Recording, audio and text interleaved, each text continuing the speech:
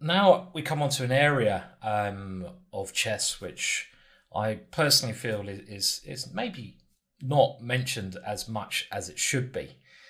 It's all, you know, really happy days to be on the side of the attacker. Oh, how much fun we're having! Checkmate! Woohoo! Yay!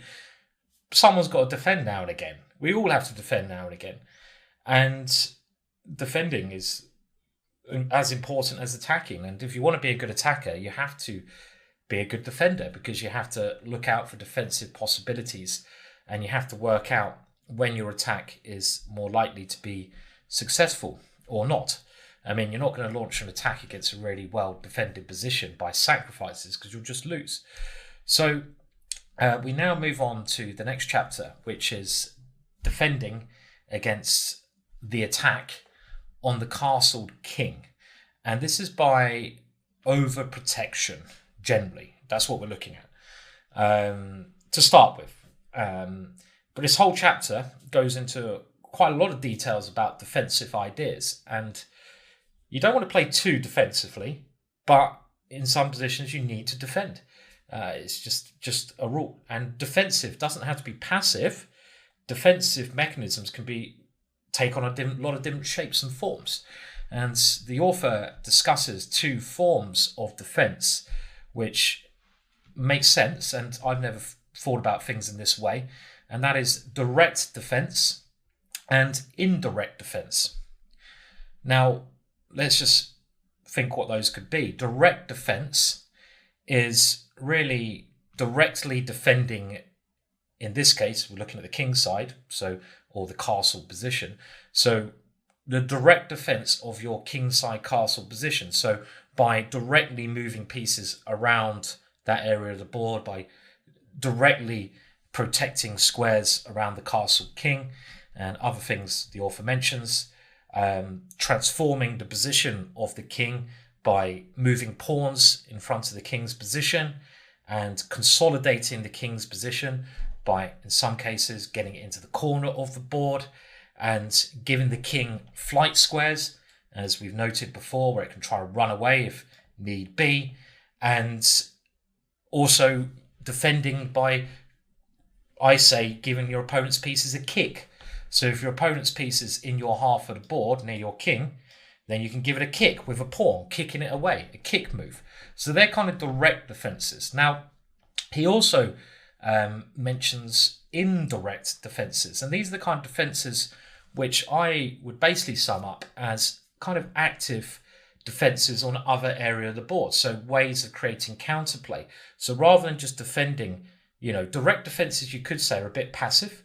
They are defenses which are only done in a way to stop your opponent doing something. But indirect defenses, much more fun way to defend, is basic counter-attacking, I'd say. Counter-attacking ideas, creating other threats, creating energy on other areas of the board.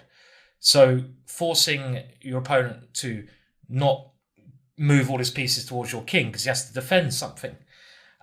So again, there's many direct and indirect sort of different things that the author goes into saying. I've mentioned some of them already. I'll try to mention a couple more. He basically goes into mainly talking about counter-attacking and retaliation in the center is another thing he says. So, if your opponent's attacking on the wing, you can try to break in the center, even if it costs you a pawn. These are all counter-attacking things. So playing aggressively indirectly, I think, is mainly what the author is trying to get across to us there. Even by re-sacrificing to destroy the center if your opponent is badly positioned for that. And like I mentioned to start with, we're now just going to have a look at an example, and the author gives, like I say, different types of defensive maneuvers, but overprotection is something which is a very good way to protect your position. This is probably a chapter I need to look at more. I'm not very good at defending, especially direct defending, where I need to bring pieces to overprotect my king. I like counter-attacking, but I need to learn how to directly defend. We should all try to think what our weaknesses in our own games are and work on them. And this next example is defense by overprotection. And this position can be reached by like a Ruy Lopez. It's a closed position. It's black to move. And you could even say this is maybe reached by some D4 openings.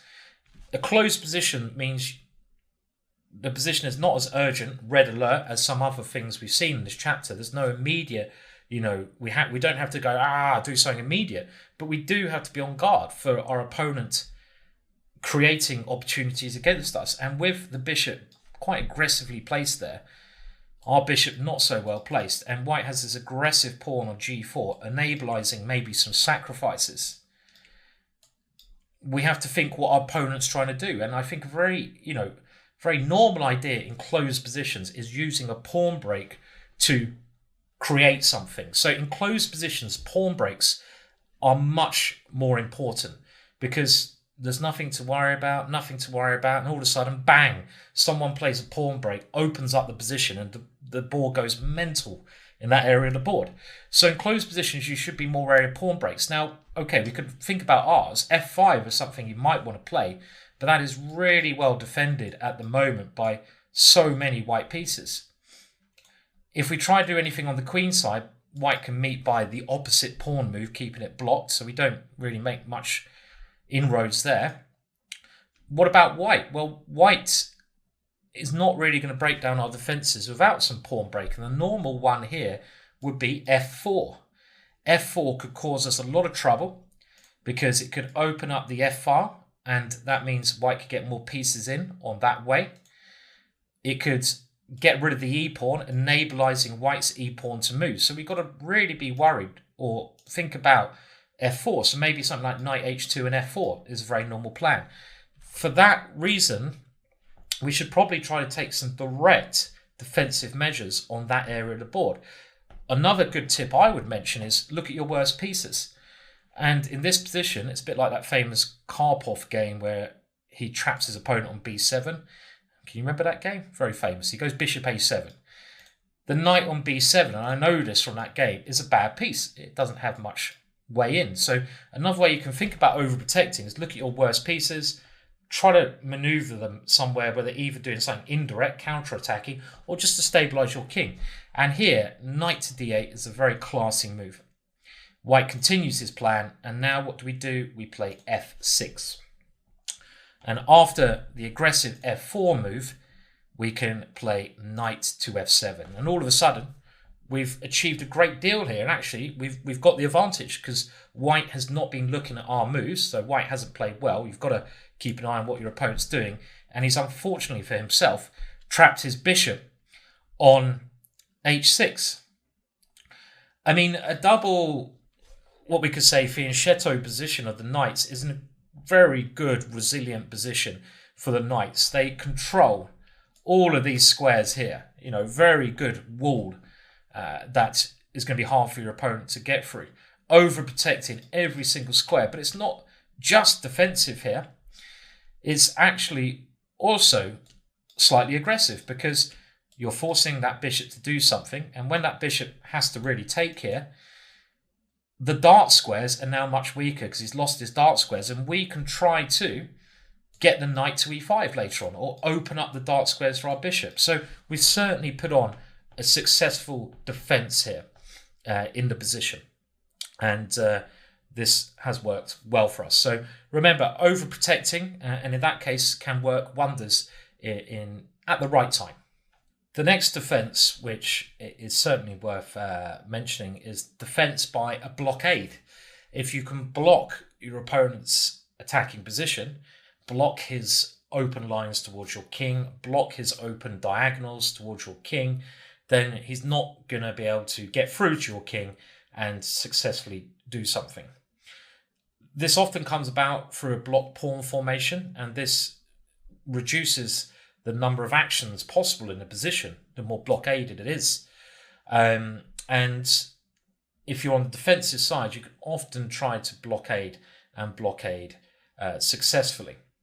Now, this following position, I think, shows that strategy very well. Now imagine you're white here. This is a good question I think you should try answering. You clearly have the better chances. It's a blockaded position, meaning your knights are going to work better than your opponent's bishops. Bishops don't work well in a blockaded position. The knights can jump. And you have this massive pieces and pawns over on the king side. But unless you can find a breakthrough, some way through this position, you're not going to win. You know, it will just end up being a draw. And given time, the black king may even evacuate himself, this is what I do, away from the danger zone. And then he'd be in no trouble at all. So what would you play now? And have a think about this one. Pause if you need to.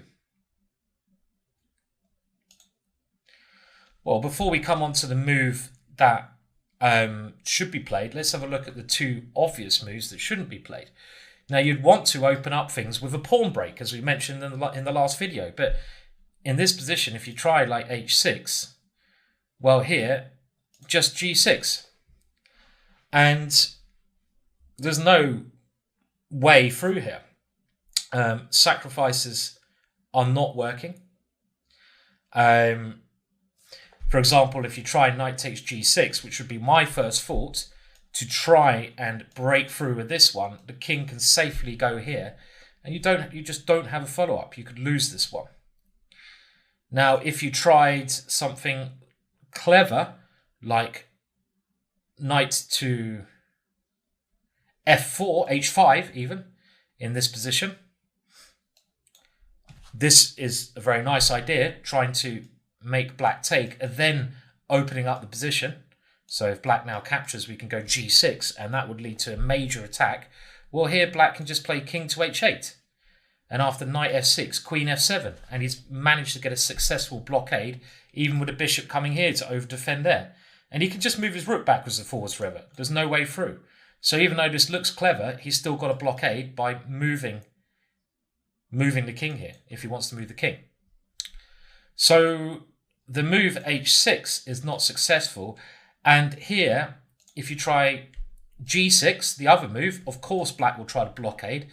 And he's got a very successful blockade. You don't really have a big enough hook in these positions to break through on, or a focal point. This pawn here would be my focal point. I'd want to try to sacrifice it, but you don't have a dark square bishop, and you can't really get a knight to sacrifice there. If you try some clever stuff like knight to f3, let's say bishop d7, knight to g5, well, in that position, black does not have to take the knight. Of course, black won't take the knight. If black takes the knight, you might better, again, break through, but you don't want to break your blockading by grabbing material. That'd be a beginner's mistake. So what does white do in the original position? Well, the one way to play is knight on h to f6, and this is very clever. And the idea of such a move here is to stop black from getting a blockade with g6. So we can try to play h6, stopping black's g6 move. Clearly this can't be taken because after h takes, it's disaster zone. And if king f7 trying to do some running away, then h6 is going to be crushing. And if h takes g6, we just play h7. And after bishop e7, we have the very clever queen h4, followed by knight takes g6 and queen h5. So black cannot maintain the blockade. Let's say he tries bishop d7, trying to get some pieces to defend. And here, again, white must play with great precision. And you should, again, think about what the best move is here. Do you play h6 first away or not? And remember, you've got to work out how urgent it is to play a move. Always work out the urgency level. Pause if you need to. Well, in this position, it's not so urgent because clearly black has no counterplay. And if you went for h6 straight away, which should, after all, be the first move that you have calculated because it's the most forcing, so you should calculate this, but you should have concluded it didn't work. Because black can reply with... I mean, it might still be unpleasant for black, but black can defend, for example, after taking. And now if you play h7, well, just king h8. And this is not working. here. Stuff like rook h6 is really pushing it a little bit too far. You're giving up too many pieces. Why take the risks? And after taking here, if you take on g7, bishop takes g7, you can now play queen h4 and you can get some initiative with queen h7. But this is not completely clear, is it? It's not completely clear. And black might be able to defend. John Nunn, in his revised notes, does make the point that this still is quite unpleasant for black. Yeah, I agree. But the whole point is, if there's a better move than this one in this position that we can increase the pressure, then we might as well do that, because black doesn't have any good moves to stop h6 anyway. So the move to play is, first of all, rook on g to h1. If you found this, you're doing very well.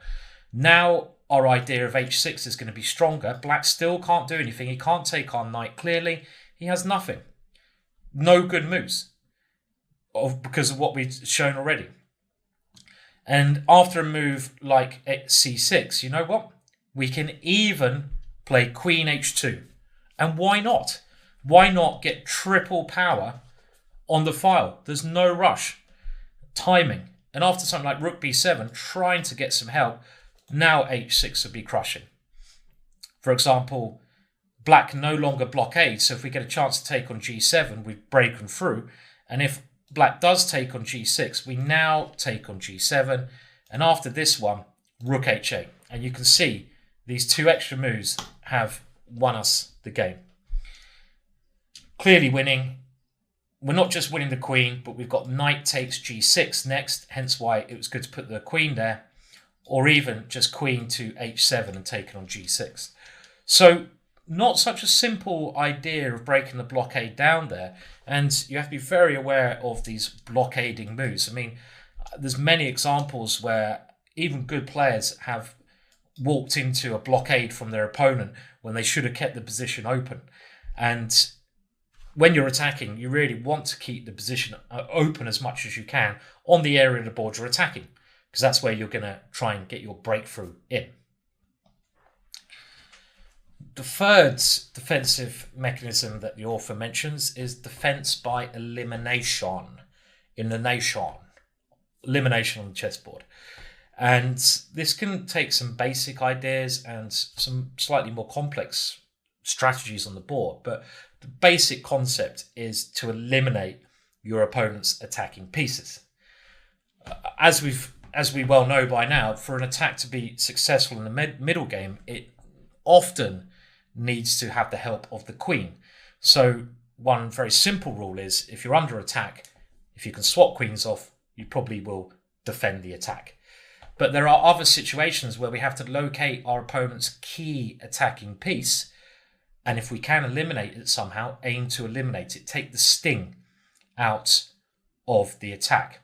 For example, if we have some weak squares, only our opponent's knight can attack, then let's try to eliminate that knight.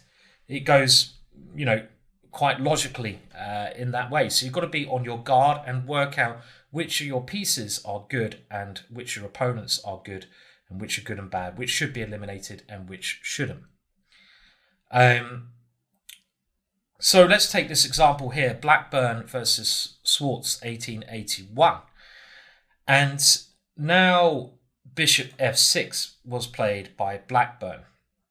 Clearly, Blackburn is attacking, and Swartz on the black side is under some pressure. This bishop is very, very strong, and this bishop is getting ready for the queen to come into that position. If the queen comes in, it's horrible. And I think you should be able to see that because you put your pawns on light squares, you've made the opposite colour squares weak, which are the dark squares. Your opponent has a dark square bishop. That is the key piece. You should better note that straight away. That bishop creates a lot of threats, and rook takes h5. So here, if there's any way we can eliminate the bishop, we should blooming well do so, because it's too strong. Now here Swartz played knight to f4 check, and this threw away his best chance of defense. Can you maybe think logically what the best chance of a black defense here is? By eliminating trying to eliminate your opponent's most scariest piece. Well, logically speaking, it's going to be bishop e7, isn't it? I mean, if we can make this move work, then we should play this move because we are getting rid of that one piece. I mean, if you think later on, if we can avoid the checkmates here, later on, black is going to be in a very good structural position. White has horrible pawns, so we just need to survive. And this move makes a lot of sense. Now, if a capture occurs here, black has no worries at all. Black can certainly survive this one. If black is faced by bishop takes e6 here, well, now we can take here, and after bishop takes d7, we go queen takes. Yes, we've given up the exchange. Don't be scared to give up a little bit of material sometimes, especially if the alternative is getting checkmated. It's a good call. But black is actually better here, even though black's exchange down. Very solid structure. The white king, if anything, is going to be weak. Probably win that pawn on d4. And I certainly would take black in this position. And if, let's say, bishop e5, well, we can just go bishop d6. And white has nothing better than repeating and getting a draw. So probably a draw would be a very normal result after bishop e7 if black finds this good defensive move. In the game, knight to f4 check occurred, but this is ignoring the essence of the position. It's so important to try and find essence of positions and good evaluation to do that. If you're not finding the essence of positions, you're not probably evaluating positions well enough. And now, can you see the win for white? White to play and win in this position. Well, here we can keep our rooks but give up our queen. And queen takes f4, bishop takes f4, rook takes h5, and rook takes h5 leaves black helpless to the threat of rook to h8 checkmate. All because black did not eliminate the key attacking units in his enemy's position. So remember, defense by elimination, by exchanges, by working out which piece is really threatening you. If your position is starting to get, a little bit dodgy, you'd be like, I like that. A little bit dodgy, a little bit way, a little bit Don't. I mean, if you said that at the board, it'd be funny. If your opponent starts attacking, you go, chill out, man. A little bit, Yeah, you'd look a bit odd, wouldn't you? So, yeah, simple formula. Try to exchange off your opponent's most aggressive attacking pieces. If you can do that, you take a lot of the sting out of your opponent's assault on your position. And now on to the mystic art. The mystic arts of the defense of the king. The king's self-defense. It's been a long course, this one. Stick with the program, Simon. So, what I mean by this is sometimes the king can defend itself. In relatively rare occasions, the next example probably being the best example of how a king can escape sometimes. This is a game between Bogolibro and Reti, 1923. And it's self-defense by maneuvering in the right way, by bringing your king to a square where it's safer, consolidating the king for later on in the game, or giving it a very good flight. So basically escape route. It's like, you're stuck in a castle, you're king in a castle. You know the castle's going to fall and they're going to behead you. You better have that escape route in your bedroom where you can open the closet and escape through. And this position is quite similar to that. White is attacking on this long diagonal with this strong technique that we've seen before. The double power, queen in front of the bishop. He's getting ready to come in on the focal point of h7 by eliminating the defender of that. So what are we going to do to stop that? Well, a move such as g6 is doable, but you are weakening, again, a lot of these dark squares, and it's not absolutely desirable in such a situation. And here, Reti had a lot of faith in his own king's ability, and he plays h6. The point being, he's actually going to gain the bishop pair, and this bishop is a very nice piece now. So positionally speaking, this is desirable. He gets rid of his opponent's bishop, and he's worked out that the king has now got an escape route. It can defend itself after queen h7, king f8. And it defends itself by this flight route. And here, if you check again, well, this makes white's position even worse. The king has improved, white lost the tempo. It's actually very safe here. After rook d1, black just played rook to d8, king h1, showing that white doesn't really have an idea how to continue. King e7, knight to e2, rook h8, getting rid of the queen. And after queen here, just simply a5. And thanks to this good self-defense, the king has looked after itself. Black has actually obtained a better game here.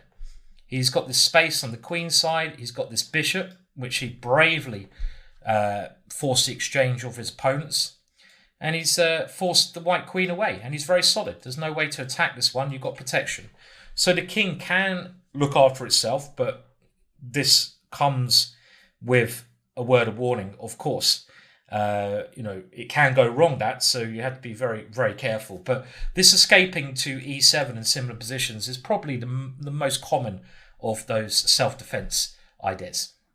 Now, we're still on the same topic as before, of the king using its own means of escape, its own martial arts, a bit Bruce Lee style on the chessboard. And we're now having a look at the game Reshevsky versus Botvinnik 1948. And in this position, it's black to play. And this looks like a French defense to me, quite clearly. What would you play as black? So have a think about this. It's starting to look a little bit scary because your dart squares are a little bit weak. White has some pieces sort of coming in.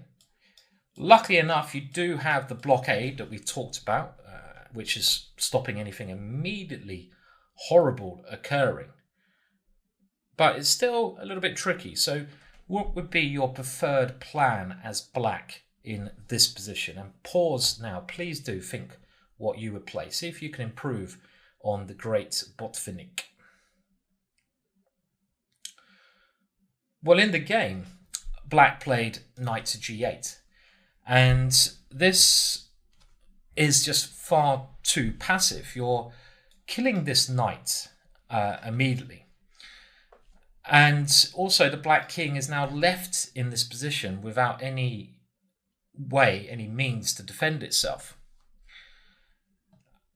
And at some point, white does have a breakthrough. And the breakthrough, which you can't now stop, at some point is going to be bishop f6.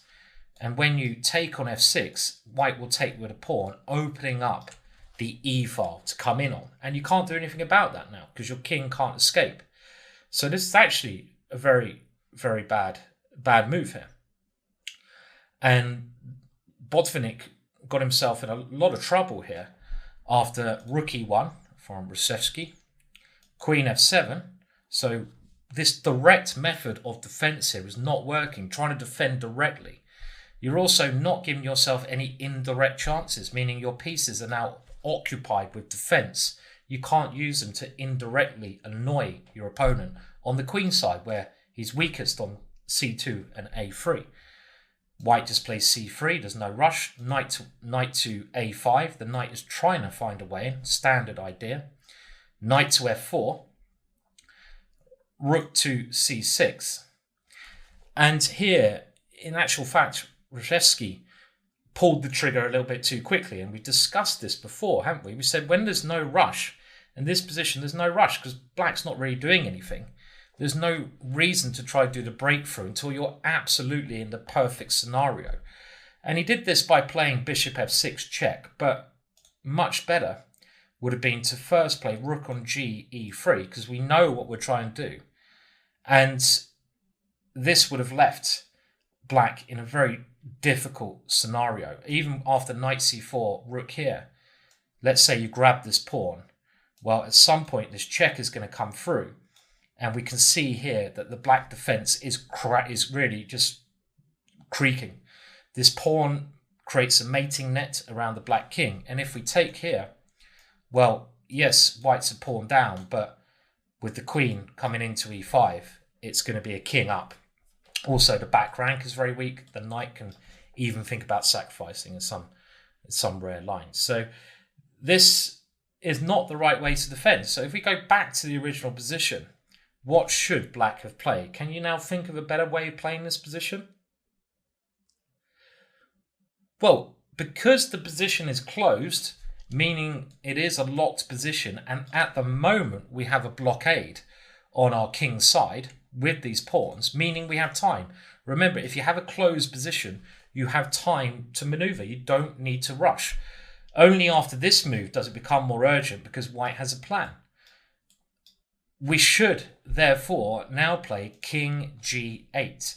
And the idea here is to just move the king over to b7, where it will have absolutely no problems whatsoever. Black is in control of the queen side, where he has better pieces, a better pawn structure. This open b file is of no danger to us whatsoever. We're easily defending that. In these positions, white is always weaker on the queen side. Black is going to have play on the c file. So this long-winded maneuver works perfectly because you have time to do it. Obviously, in a more open position, such a plan would fail before it even started. But in this structure, we can just maneuver this king around towards the queen side, and black would be better, significantly better. Again, one little move can make all the difference in chess. Now, a game with a bit of a word of warning, if we've just learnt that lesson from the last one.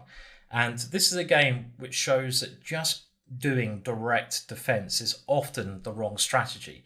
If you're just sitting there trying to be passive and defend your king, then things are really going to go wrong. And I actually think, for me, when I watch lower rated players' games, people are trying to improve, the bit of advice I often give, which I find very useful to them, is you're playing too passively. You're defending too passively. You're not creating enough chances. You're just trying to stop. You're waiting until the inevitable happens. You're not giving yourself a chance. And what I mean by that, we talked about direct defense, just defending your king area, but you've got to go for indirect defense, where you start your own play, own counterplay. Otherwise, how are you ever going to win a game? And this game, Capablanca versus Rogozin, 1935, it is sort of an example of that. Capablanca put on a bit of a masterclass here. It's a very nice game. So we had Capablanca starting with d4 and then the Nimzo, and Capablanca forcing the situation with a3, and now b takes c3. It's black to decide on a setup. Black goes for an older setup, which is d6, and this idea of d6 and e5 is actually a setup which I quite like, even though I know it's worse for black. And this is, like I say, an old setup. Nowadays, modern top players think that it's just too passive for black, and that white's space advantage in the center will always give an advantage. The modern approach here is c5. And this is a key way of fighting against white's setup. At least by now, playing knight to c6 and a quick e5, black gets some pressure in the center. So this is the modern approach. So, okay, d6 played, queen c2. Capablanca is happy to avoid any wasted pawn moves. He wants to put the pawn on e4, so he doesn't want to play e3 first. It doesn't make any sense. And he does get the pawn to e4, and black gets his e5 move in. Now, this is a solid structure for black, but it's just this space advantage is thought to outweigh the double pawns. And the dark square bishop can be a very good piece, especially if you can create some weakness in black's position. But when you have a space advantage, there's another key thing that this game shows. When you have an advantage in the center of pawns, here white clearly does, when you're controlling the center, you can then be much more ambitious on the king side because you're not worried about any counter action, indirect action against you in the center. So now bishop d3, c5, knight e2, knight c6, and now d5. So we do have a locked position. The knight now goes the wrong way. Where would you move the knight here as black?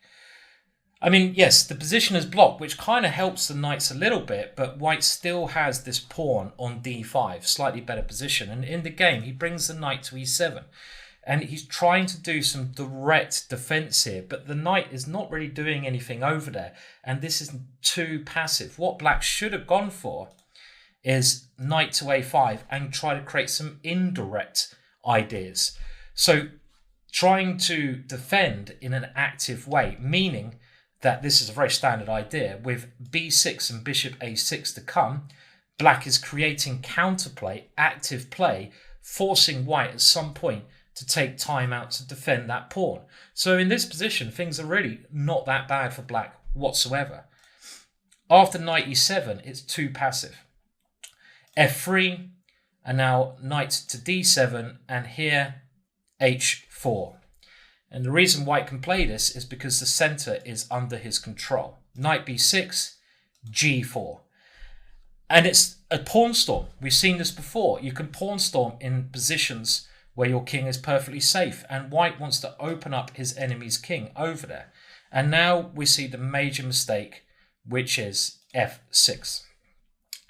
Now, what is black trying to do? Black intends to move his king away, like we saw before, defending himself to the queen side. But actually, it's going to be just as weak over on a8 in this position because of white's a pawn on the b file. And it takes so much time, and he's really condemning himself in this structure to too much passivity. He's going into defensive mode too much. There's no counterplay. In the last example, Botvinnik could have done that plan, but he had counterplay. He had pressure on the queen side already. So he was just doing one safety idea and then going with a counterplay. A much better idea here would have been something along the lines of bishop d7. At least trying to go knight a4, a6, b5. And again, this active play would have led to an interesting game. For example, if a4, stopping that plan, we can go queen e8, a5, and now knight to c8. And we're going to follow this up with rook b8 and b5, creating indirect pressure on the queen side. White has an advantage, I'd imagine here. Computers love these kind of positions from the white side. I think they're a little bit misleading, computers. If you put kings in defense on a computer, it always thinks black is losing. But the computer is probably right. That it is a bit better for white, but maybe not as much as it says. Computers love space advantage, basically. But after f6, knight g3. Let's see what happens. Well, the king comes, but white just keeps pushing forwards. And now queen to g2. And Capablanca just really handles the rest of the game with absolute brilliant calmness of mind. He's got a great space advantage on both areas of the board, and he works out that if he can get a knight into g7, he has the very useful e6 square. So he goes about doing this, and this is his first plan, improving that knight. He now doesn't rush into playing it there. There's no need. He secures it on h6. Black has now got his so-called plan in, but he's condemned himself to no activity. He hasn't tried to do anything proactive. And rook g1, it's just torture from here on in. Black can just sit and wait, and that's what he does. White, on the other hand, is in no rush whatsoever. He improves all of his pieces to their best squares. He's thinking, which piece can I move? What do I want to do? And he now switches plans. He figures that the a pawn will be very useful at some point. And he takes his time, mobilizing the rooks for later to try and get this in. And now he plays it, a4. And as the author says, it is rather ironic in this situation that the black king has wandered all the way over to the queen side and it's getting attacked over there anyway. I mean, taking this pawn, which did not occur, allows queen a2, and after something like bishop d7, the knight can come into e6, and after d takes e6, there's no reply to bishop f7 and winning the knight. is actually a very crafty way, because you can't play rook c7 because the a pawn's no longer there. Rook takes b6.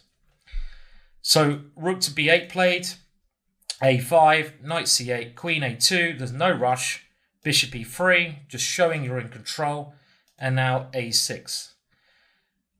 And this just suffocates that area of the board, and, well, black is breathing in a very laboured manner here. He can't move any of his pieces.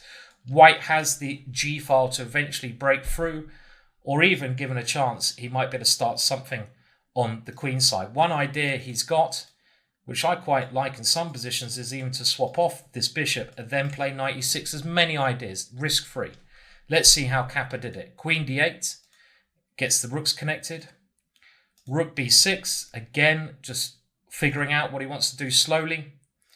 And because now black is so frustrated, because black can only move his queen backwards and forwards, we see an error which often occurs in these situations. And that error is, you know, the defender just can't handle it, and he plays a mistake. He plays b5. So he's had enough. But he should have done this kind of plan, this indirect search for activity, a long time ago. I mean, now it's just too late. And okay, he gets his knight to b6, but he gets c4 in, but so what? It doesn't help him. The rest is quite easy. Queen c7. Again, I love the way that Capablanca is not rushing. One of the things he did, which is very clever there, in a position of dominance, he didn't actually do much. He moved backwards and forwards, just seeing if his opponent, Rogozin, was actually going to blunder, which he did. See if Rogozin was going to get so impatient with his rubbish position where he had no breathing space. He made a mistake. He did. And again, he's not rushing. Finally, he has to do something. So he moves the knight to e6. And now d takes e6. We have ways in on the g file, which we always had here. Bishop f7 is the deadly threat. You need to give the knight a square to move to, so it has to come here. But now another pawn drops, and white just stops anything coming to the d file. Complete control that game from Capablanca. But black not playing well, and black playing far too passively. So the word of warning, if you do try to defend in a direct manner, don't get stuck into passivity. It's really not good. It's better to lose in a blaze of glory than to dwindle away without anyone hearing your name. I think that's the lesson to take away from this. A famous game now to demonstrate indirect defense, and this is Pillsbury versus Tarrasch, 1895. And one technique that you can use to indirectly defend is using your pawn majority on the other area of the board to create some chances, to create some havoc, to create counterplay. The key word, counterplay. So if your king is under pressure on the king side and you have a pawn majority, use that pawn majority. You see this in such openings as the Benoni often. The Benoni comes about, as we've seen, with e6, and you get this pawn structure already where black has a majority, 3 versus 2 here. And one of black's main ideas in the Benoni, given a chance, is to play b5 and use the pawn majority there to create counterplay. This is often against an attack that white will generate over on the king side. Now, we're going to look at this game from the side of the winner, even though it's kind of the black perspective I want you to keep an eye on. I want you to sit on the winner's side here. And this is all to do with that indirect way of, creating counterplay. So d4, d5, and we'll go through the opening moves again without much comment. Rook c1, castles e3, and now b6. And this is quite a passive way of playing. I don't like this way of playing for black, because as soon as b6 is played, white can capture on d5. And the issue that black has is, well, it's not necessarily clear that the bishop wants to go to b7. The positive of this is that black does have this majority with c5 coming. Bishop d3, bishop b7, castles, and here comes the majority, c5. Now, I've looked at these positions quite a lot from the white side, and I always enjoy playing whites in this type of position. Um, I've always played the very simple plan here of knight e5 with the follow-up f4 and then trying to bring a piece around to h3 with the attack using my majority of pawns. It is now, it is actually theoretically now believed that after knight takes e5 and knight to e4, black can immediately solve his problems by these liquidating moves. So this is not enough for an advantage. So the theoretical way to play this nowadays, and actually recommended by Vladimir Vukovic in his original text, was and is queen e2. A nice waiting move. And this has been found to be right. I mean, this is trying to put pressure on black's pieces by keeping the bishop on this h3 here diagonal in some cases, because you don't put the queen on c2 where it be blocked. It has some ways of going to f5 to come here, but it's just a very flexible move, queen e2. The other idea is you're going to try to play knight e5, but in that last variation, let's say here, knight here, here, here, after this move, you now have the opportunity of getting a rook to d1. So in some situation like this, white can hope to get an advantage at the right time. Anyway, rook e1 was played, and this is not the best move, and now black goes c4. And black creates a pawn majority on the wing, but he also surrenders his influence in the center. And the situation in the center is always more important than the situation in the wing. A better move here would be something like knight e4 to try and clarify the situation, because white in these positions has this very dangerous bishop, and the quicker you can make exchanges as black, the easier your defense will later come. You can always play c4. You're giving up the tension a little bit early. Saying that, you now have at least this plan of counterplay. Bishop b1, a6, trying to go for b5, and now knight to e5. And this move now becomes a lot stronger, because black is not really able to play knight e4 because the c-pawn becomes weak. If black had a pawn on b5, this would be all okay. But in these situations, there are some simple exchanges that, for example, can be made where white wins the c4 pawn. This is the issue. So it's a little bit early there. And because of this mistake now, after b5, white is able to get this nice formation. And like I mentioned, I love this formation. I mean, I prefer it with a rook on f1. I think rook e1 is actually an error, because you want to have the rook swinging around this way, ideally. And now rook to e8. So black's going for direct defense at the moment by putting the knight there. Might be needed.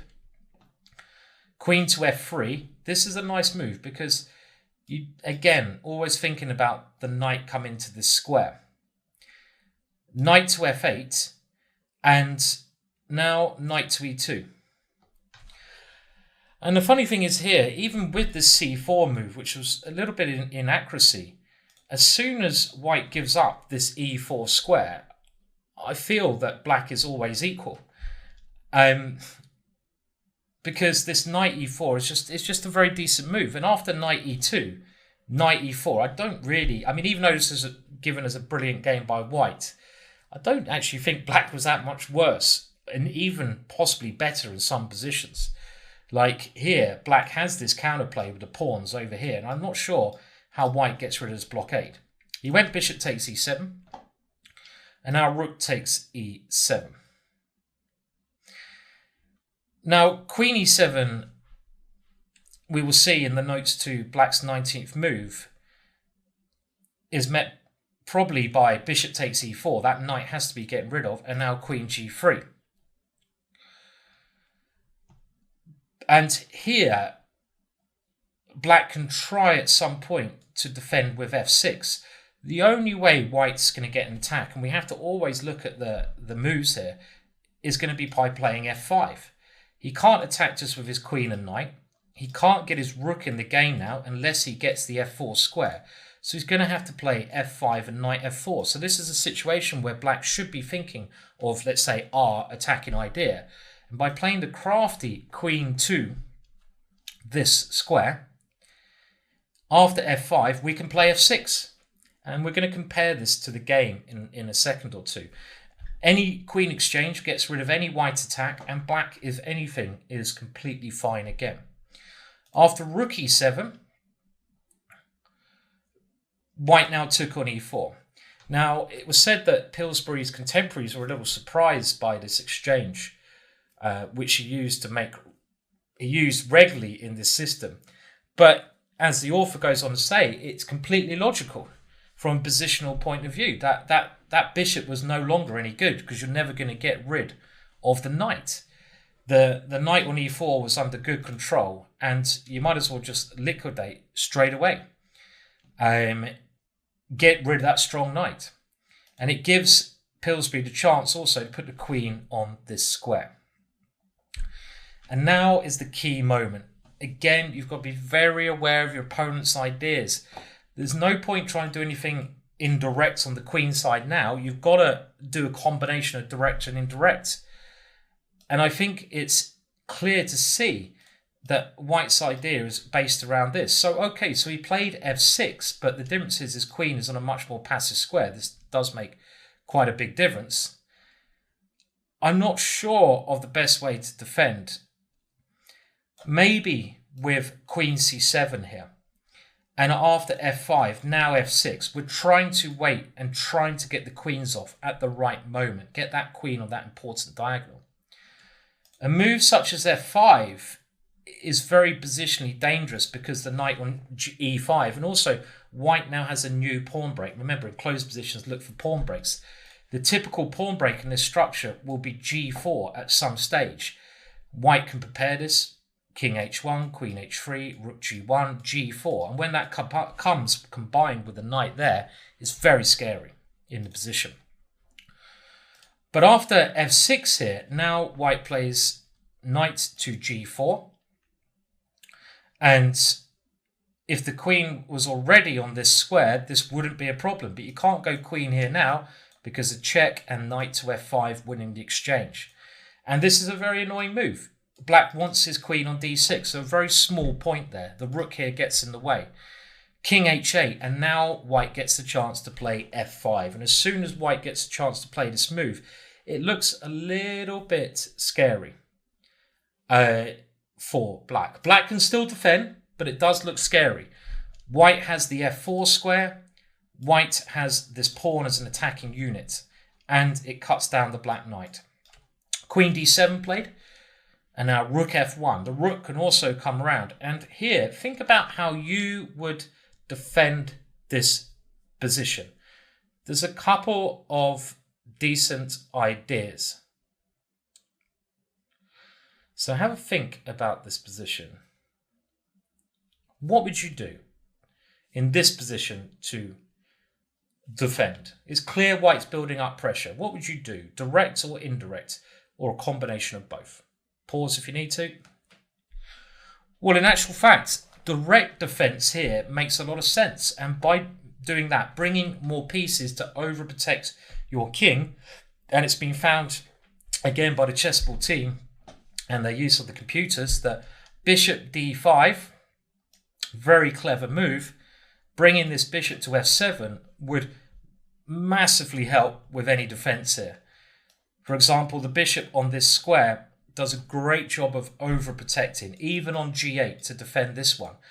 The bishop's also quite well placed on this diagonal because we're going to play b4 and indirectly now play. Before we couldn't do that because our c4 pawn is weak, but we can really start using this majority now. I mean, even in this situation, you could consider playing b4 straight away when we have counterplay. And this is the all-important word, counterplay, getting that counterplay. So bishop d5 to f7 combines direct and indirect defense. Rook d8 was played, but this not so strong. Rook f4. Now, let's just describe, as the author does, how the game has gone so far. Now, black has released his pressure on the centre and allowed white quite a bit of freedom to get his pieces on good squares on the king side here. And white has built up kind of a direct attack, which offers good chances, but not complete winning chances, just good chances. The computer would not give this as better for white. So there's no need to panic. But what we do need to do is start really thinking about using this majority now.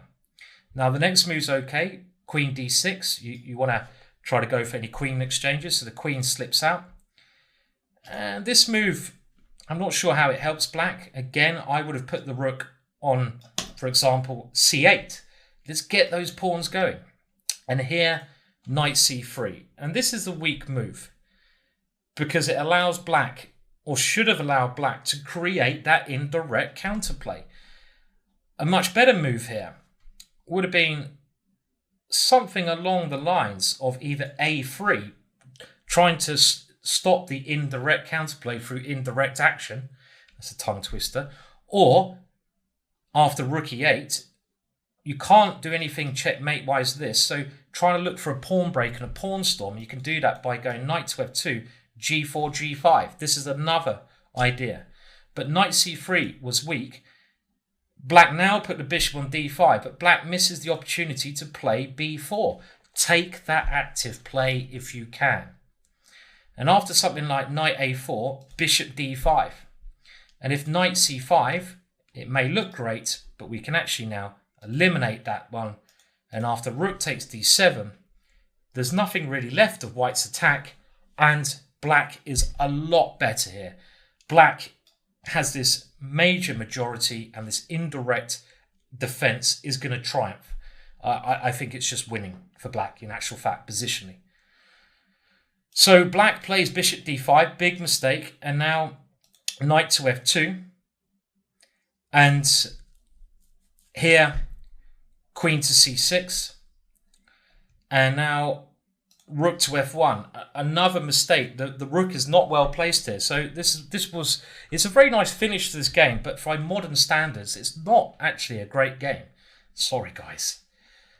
b4 at last. Way. And now knight to e2. And funny enough, this is a big mistake. I mean, again, white's played some funny moves here. White should have taken this one off, but here only black can be better because of the c pawn. After knight e2,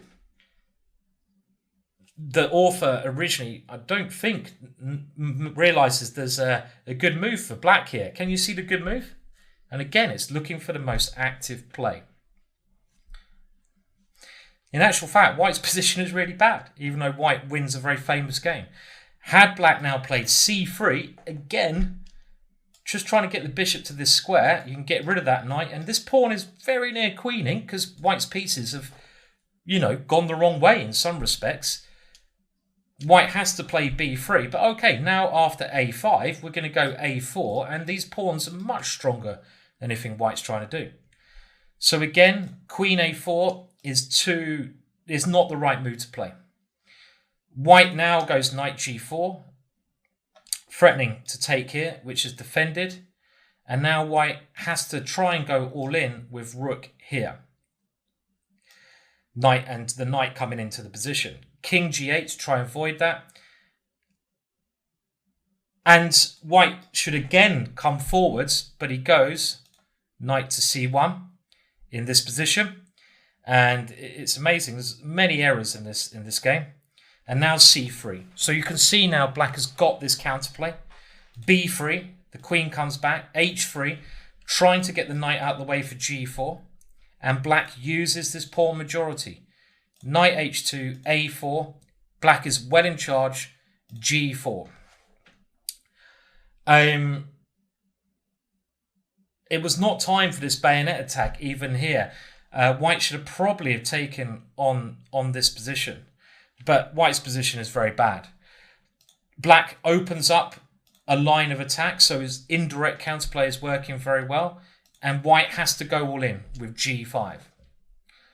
Rook to a3. White keep going all in. And what White has at least done is created a bit of pressure.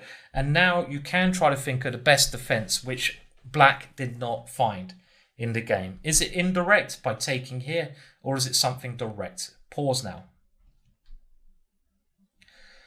Well, in the game, bishop takes b3 did not work out. What should have been done was to take on this square and then try to block things with knight to f6. And Black has blocked the f-file, adequately defended g7, and at some point he's just going to win on the queen side. Bishop takes b3 was not good, because now after rook g2, the tide is changed. And this is the thing, when you're defending, it's a lot harder. One mistake you'll lose. When you're attacking, you can normally make more than one mistake. And the problem is, both captures on f6 are threatened. King to h8 was played. White opens up the file, gets rid of the defender of g8, and now the threats have come alive. Rook g7, White takes there, and now plays queen g3. You can't allow the queen in, so king takes h6 is played. And now, very craftily, not rook here, which gives some perpetual checks with the black rook, but king to h1. And the rook wants to come, and the queen wants to come. Queen d5, rook g1, queen takes f5, and now this is black's hope at defense. But after queen f4 and rook takes g5, it's still white who has the initiative. And with queen d6 check, he's winning the piece there. And this is actually lost now. Black is one tempo away from creating anything, as showed after c2, queen h7 checkmate. So a very famous game, actually, which has got a place in chess literature, and a lot of people said was a great attack from white. But the attack at the end may well have been, but black went wrong on numerous occasions. To start with, you've got to be very careful. Even when you're doing these active play, black just took his eye off the ball for one moment with this bishop takes b3. He had to stop this rook g2 and take it on f6 by getting a blockade, not with that move, but by putting the knight on that square. So indirect action nearly worked to treat for Tarrasch there. It should have worked to treat. He played very well, but unfortunately, in that case of Tarrasch, he just took his eye off for a critical key moment. Okay, so we're going to look at the concept of defense by counterattack. They do say the best form of defense is attack. I do believe that, and I hope that's something where you bear in mind when you're playing. And we're going to do this based on 4 principles that the author Vladimir really lays out. And the 4 principles to bear in mind with the examples we're gonna now present you, me and my friend, invisible friend, is the area of the counterattack and the conditions which allow it to happen underlying it.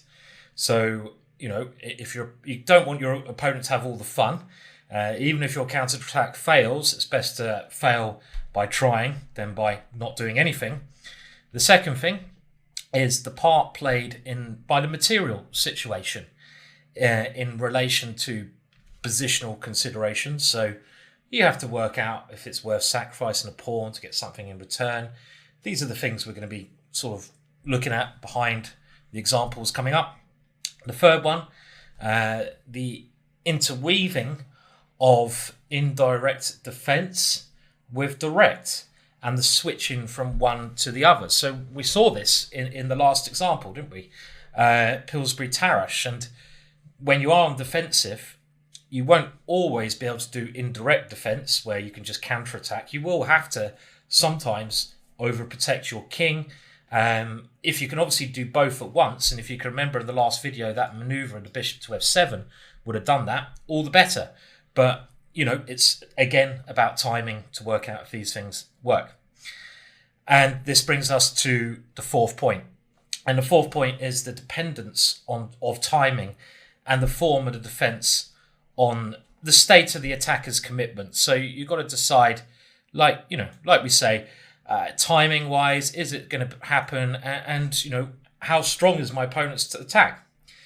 Now, to show you these things in action a little bit more, let's use another example, and this one is the wolf with white.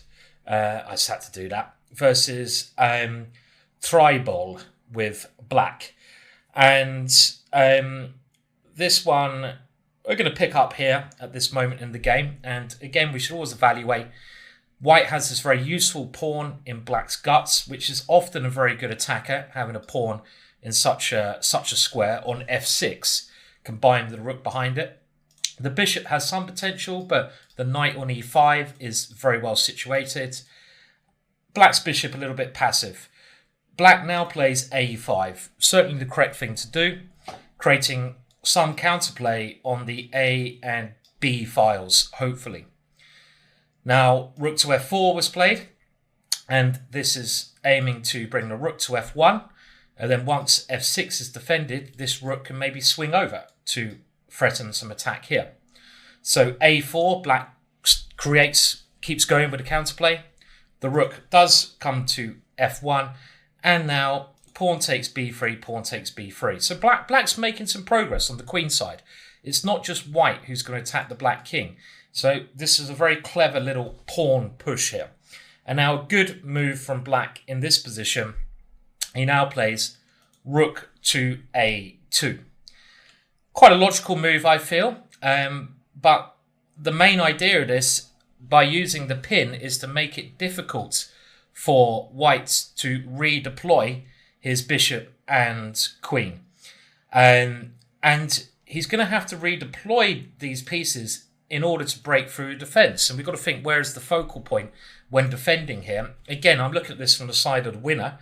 We could have looked at this from either side, but I don't think it matters so much. And the focal point here is the h6 square. And white would really like to try and get the bishop somewhere like e3 to attack here, but that's not possible with this active move, active defense. Now, rook h4.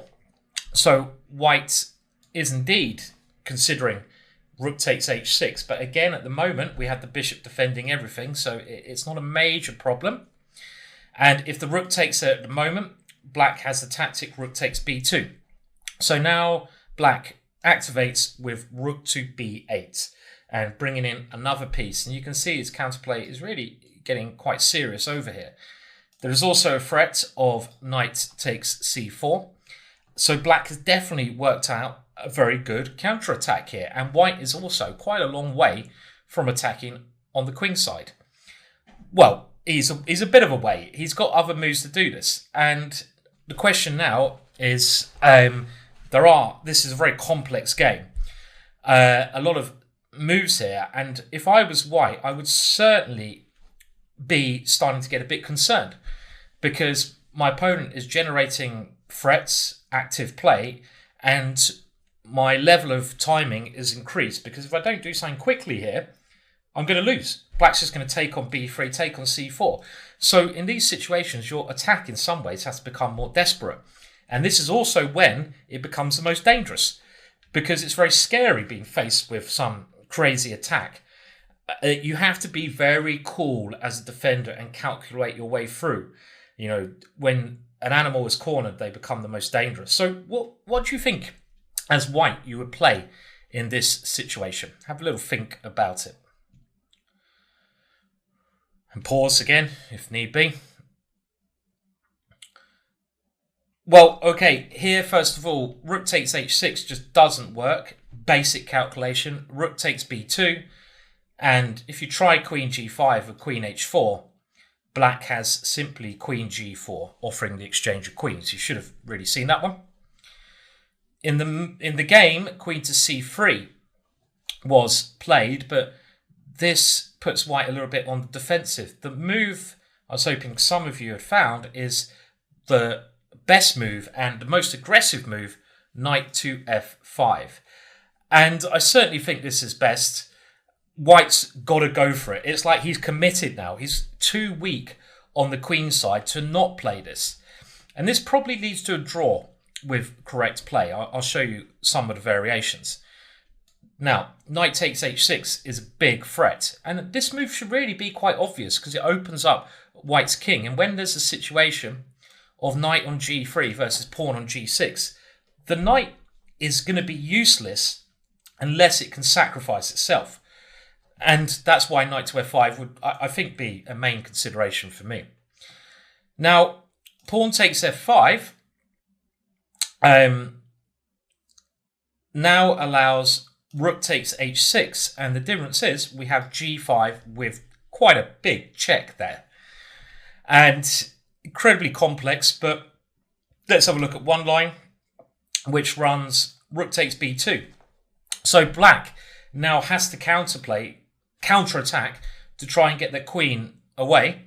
But of course, the queen dives in, and now knight to g6 is forced, and black is very quick with his play. So you probably have to take on g6, king to h8, when white has a draw already. So even if we got to this position in our calculations, we had that cheat method. There's a perpetual check. Brilliant. Let's get the perpetual check and see if we can work out a way to win. Well, let's have a look. Rook f4, very dangerous. And now black has to play actively by checking again. A very amusing line now is if the king tries to come this way to avoid the checks. So now we have rook b1, king d2, rook b2, king c1. And luckily, well, not luckily, but fortunately, which is the same word as luckily, black can now play, can you see it? The only defensive move. And this is what really these brilliant games you sometimes see and you think, wow, are all about. You find these variations because you must. Otherwise you lose. So this is a perfect situation for you to find the only move for black. What is the only move for black?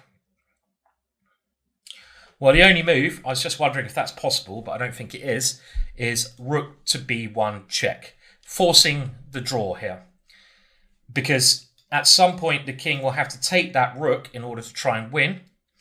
And if it does so, for example, in this position, then rook b3, and let's say king a2. And now, the very amazing move, rook to h3. And in actual fact, you may think this is a draw, but at some point, this queen, after pawn takes h3, queen takes c4, is going to pick up the rook on f4 through a series of checks. For example, if we could check on one of these squares here.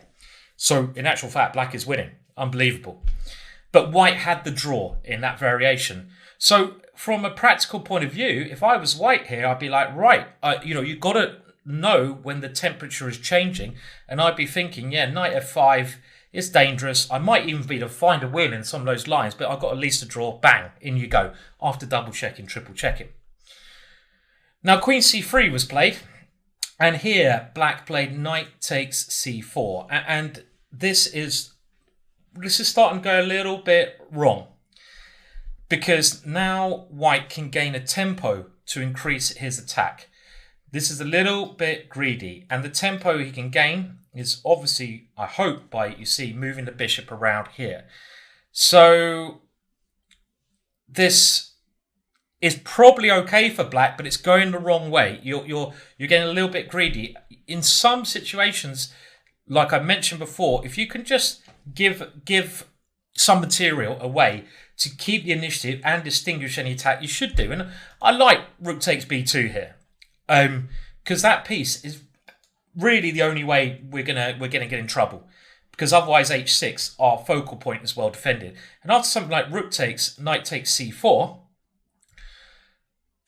where does the queen go? Let's say it goes to c1 with some ideas of this. Well, the knight now comes back to its solid square, and if rook takes h6, we have rook takes b3. And if queen g5, we can play queen g4 again. And this is in black's favour, definitely. As long as black does not get checkmated, white's pieces are committed and offside. And look at this c-pawn. So this would certainly be my choice. If you can, even at a very small investment, keep the initiative, get rid of the most dangerous pieces of your opponent, you should do. So knight takes c4 might be okay, but it is going the wrong way. bishop c1, and now, well, knight to e5 was played. And it's mentioned that in sharp positions like this, everything should be considered, and that's totally right, including moves like g5. And this g5 move, the author mentions, simultaneously combines elements of direct and indirect defense. By playing g5, we are trying to drive the rook away directly and with something direct around the king side, but we're also trying to distract maybe this bishop so we can keep our initiative going on the other side of the board. So g5 certainly looks like a more tempting move, and now white has to be very careful. Some very complex lines, which I'll show you one of. In actual fact, moves like knight f5 are just not working here. Pawn takes h4, and black's king is actually quite safe on these squares. And white can, for example, play queen e or f3, but after something like this, black is defending. Okay. So what should white play here? Well, rook h3 is the best move now, and now g4 is consistent, but after rook h5. It's, again, a complete mess. And with these things, you've got to go with your kind of instinct. And you can see just how more dangerous this is than it was by taking this horrible bishop, which is the cause of a lot of our problems. Let's continue with the game. So knight e5 was played, and now bishop h6. And here we have the last mistake. Black takes this one off. Had black tried to keep the counterplay going by playing rook takes b3, he would have left white in an exceptionally difficult position to work out. And this is another little tactic you can use. Even if your position is bad, you can often at least pose as many problems as you can by complicating it. And that's another thing that black's doing. Who knows who's winning these positions? It's incredibly hard to work out, but you're making it a fight. And here, what should white do? I mean, queen c1 is correct, but if white takes on f8, which is tempting, with bishop g7 as an idea, black has the intermezzo g5. And black is now defending. Again, some crazy variations. After the better move, queen c1 here, rook on b to b2 is now critical.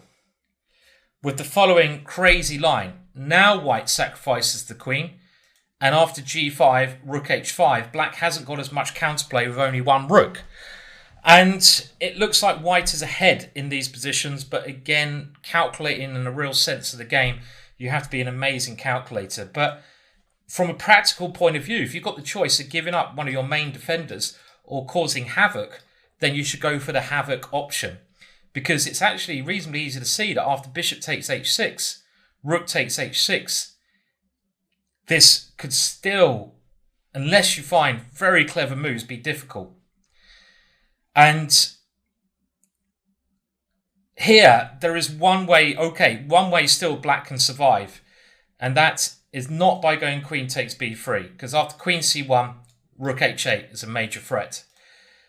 The only way... Can you see it? Let's give you another little test. And again, there's all these chances. I say one move's better than another. I'm kind of thinking from a practical point of view, not calculating.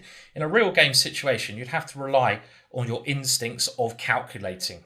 You'd have to. But from a practical, looking at the position point of view, I'm trying to think of the simplest ways to stop the counterplay and to stop your opponent's attack, white's attack. I'm looking at this kind of from black's point of view then, but we are... and to create your own mess. And here, knight to g4 is just about okay, because we are covering that square. And if rook g6 check, king f8. And if you found this, then well done. This is actually now turning the tide towards black's favour again. Very topsy-turvy game. Queen b3 is wrong because, again, you're helping white get the pieces to the right squares. You're pushing them in the right way. your queen's going away and you're pushing the white queen to the right square. And now, only after knight g4 now, which maybe black was relying on, white has this extra tempo and he can play knight to f5, which is a very nice move, threatening knight f7 and rook h8. So rook to e8 seems to be forced, and now just rook to h4, threatening to get rid of that knight, come in, and other horrible ideas with knight e7 at the right moment. Rook takes e4 was played, but now knight to e7 check. And after the elimination of this one, white has this very useful extra tempo on the knight. And he simply takes that knight. And this position, I think it's easy to see, is winning for white, especially after rook takes g6 and rook to f6. Very complex situation there. Lots of stuff going on. Very hard to work out. Black did a lot of things in the right way. But as we see again, it's so much easier to attack the king than to defend against a direct attack. You have to go into a big, deep think, calculate. But if there's ever a way, all these complicated lines, I think very hard to work your way through. I think for me, the key point in this, which if I was black here, was rather than playing knight takes c4, which gets very murky, just take the bishop off. If you can keep it simple and get rid of your opponent's most dangerous piece, we saw how that bishop became really strong, then you should do.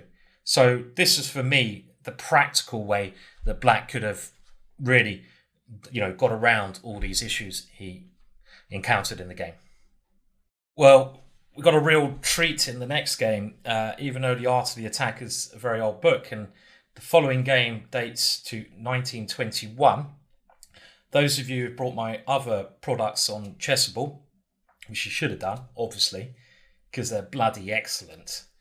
My course on the Dutch defence, Jabava London, and the black line. If you've got the black line, here we see the black line do a little roar. And so this is 100 years ago. The black line was kicking bottom then. But I think this next game is actually a typical game for the black line. It's one of those games where it's incredibly unclear, chances of both sides, a mess, a real exciting fight, just what you want when you play this black line. And again, if you want to support me as well, check out those courses. They will help you get dynamic, exciting, attacking games in a nice way. So Yates versus Marco and The Hague 1921. And the black line move order, again, I'm not going to talk about the opening because you should know this, is best played with d6, knight f6, knight d7. e5, I'm always a little bit suspicious of with this, what we say, the Philidor variation. I mean, around this time, it wasn't called the black line. It was actually called, I think, the Hanham variation. Only later, when some Dutch players started to use it regularly, was it coined the black line. But I don't like this particular move order here because you often see black getting in a lot of trouble on the f7 square.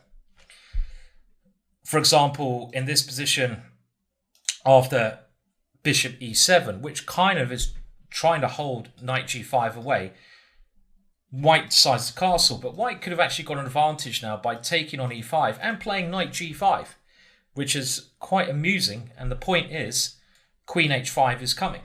So after bishop takes queen h5, you're threatened with mate as black, so you have to give your bishop back, and white gains the two bishop advantage. So not so important, because after a couple of moves, we get the black line. Yeah! Ooh, get in there, son!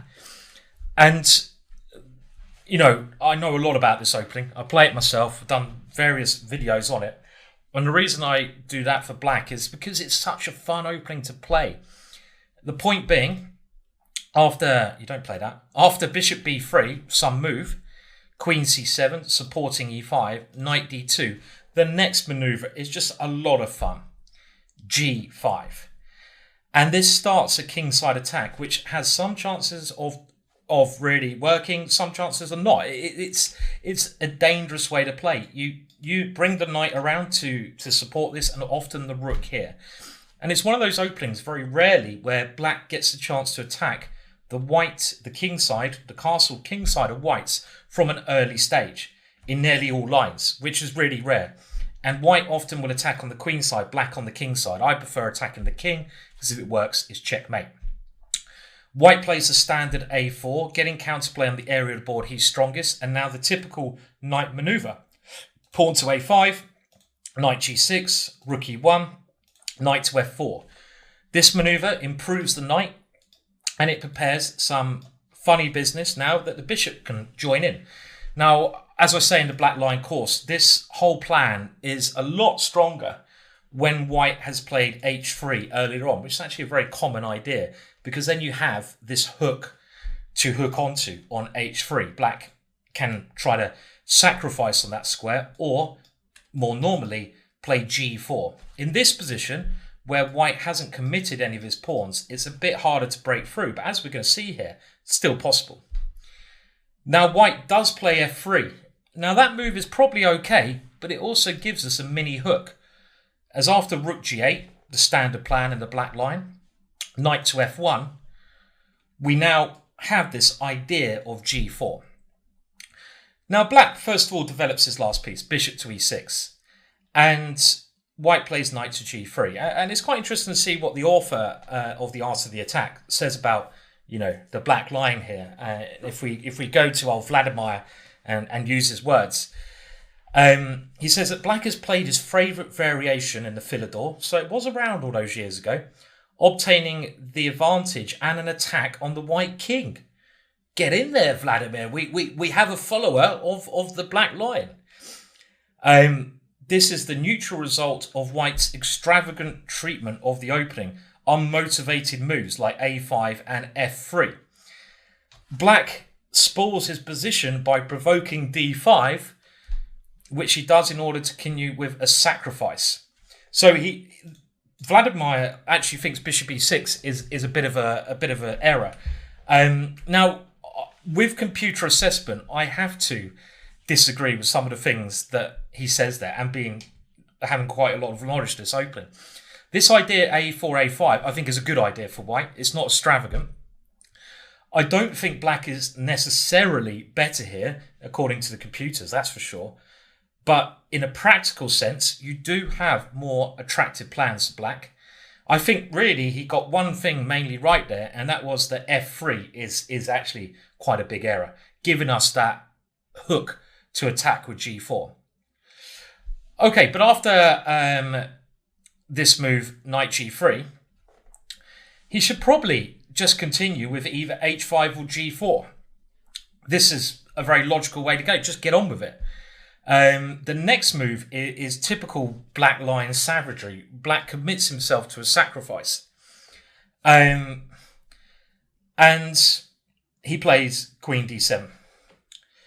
And the point is, he tries to provoke white into playing d5, and now he goes to bishop h3. Very imaginative play.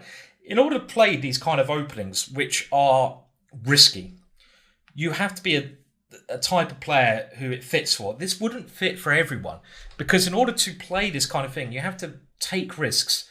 You have to play in an imaginative way, and you have to be willing to play really for two results. The draw is very unlikely. And in this position, what should white do? This is question number one. Should he accept the sacrifice or not? In the game, he plays g takes h3. And this is a moment where this is probably okay, according to the computer, but it's the wrong psychological thing to do. Let's forget about what the computer says. Don't get too, into, the computer says g takes h3 is correct, so I should play it. Because in a real human setting, as soon as white plays this, he comes under a massive attack without really gaining any counterplay. So he has to defend. Now that is maybe okay, but it's not pleasant to play like that if you have another option. And after this, white is in a bit of passive position. What white should play here is, well, rook e2 is certainly one option, just to try and, very cleverly, offer that one to stop any attack at all. Maybe after g4, black still has something, but that's not convinced. So rook e2 is better. But I think the best practical move here is to right, okay, if you find rook e2, play that to stop the play. Just don't let your opponent have the fun. But I like a6. And this is a method of indirect defense. It doesn't look like a defensive move, but it is. Because rather than directly defending your king with rook e2, you're creating chances. And this is a standard way of creating chances against black's queen side, gaining counterplay, gaining activity. And things can get very complex now. I mean, let's say bishop takes g2. Well, white's idea is to take on b7 and then play bishop to a4. And with bishop takes c6 to come, white is winning material. And black's attack is not going to be successful just with these two pieces. They may look scary, but you can't really do anything. You can never move the knight because the bishop drops and you need more pieces in the attack. So this is really bad for black. So what if you try taking with the knight on g2? Well, again, white should take on both pawns, creating a lot of play. And now after, you can't take this one because the bishop a4, so after something like queen c8, just plonk your knight in on a standard central square.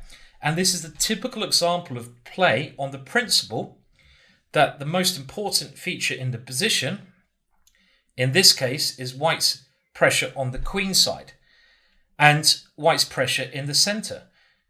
Because black is only really attacking with these two pieces. It's a messy position. I've won games like this before, but this way white is having some fun.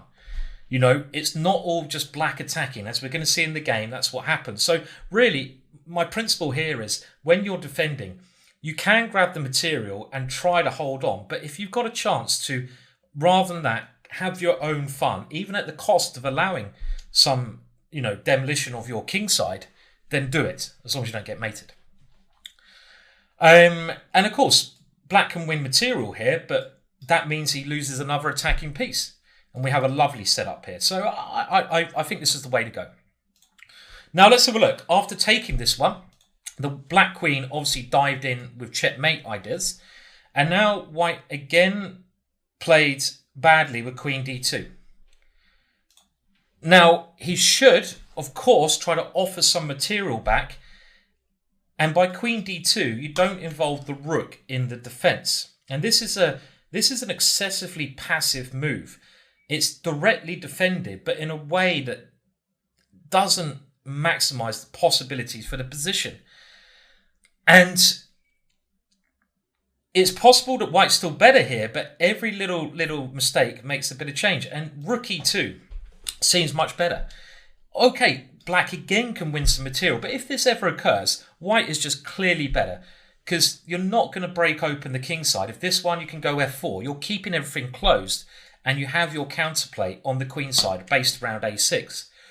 So rook e2, I prefer. And this also gives a possibility of playing queen f1.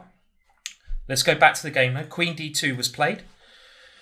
And now black tries knight on 6 to h5. In some way, logical.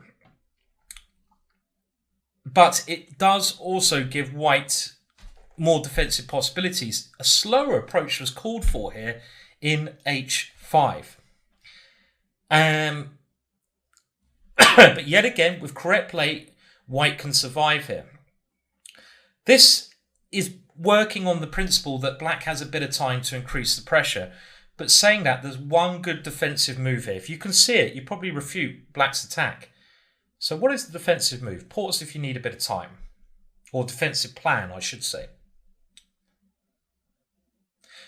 Well, in this position, it's not to counterattack because black has made too much progress. Again, it's got to be based on calculation and time.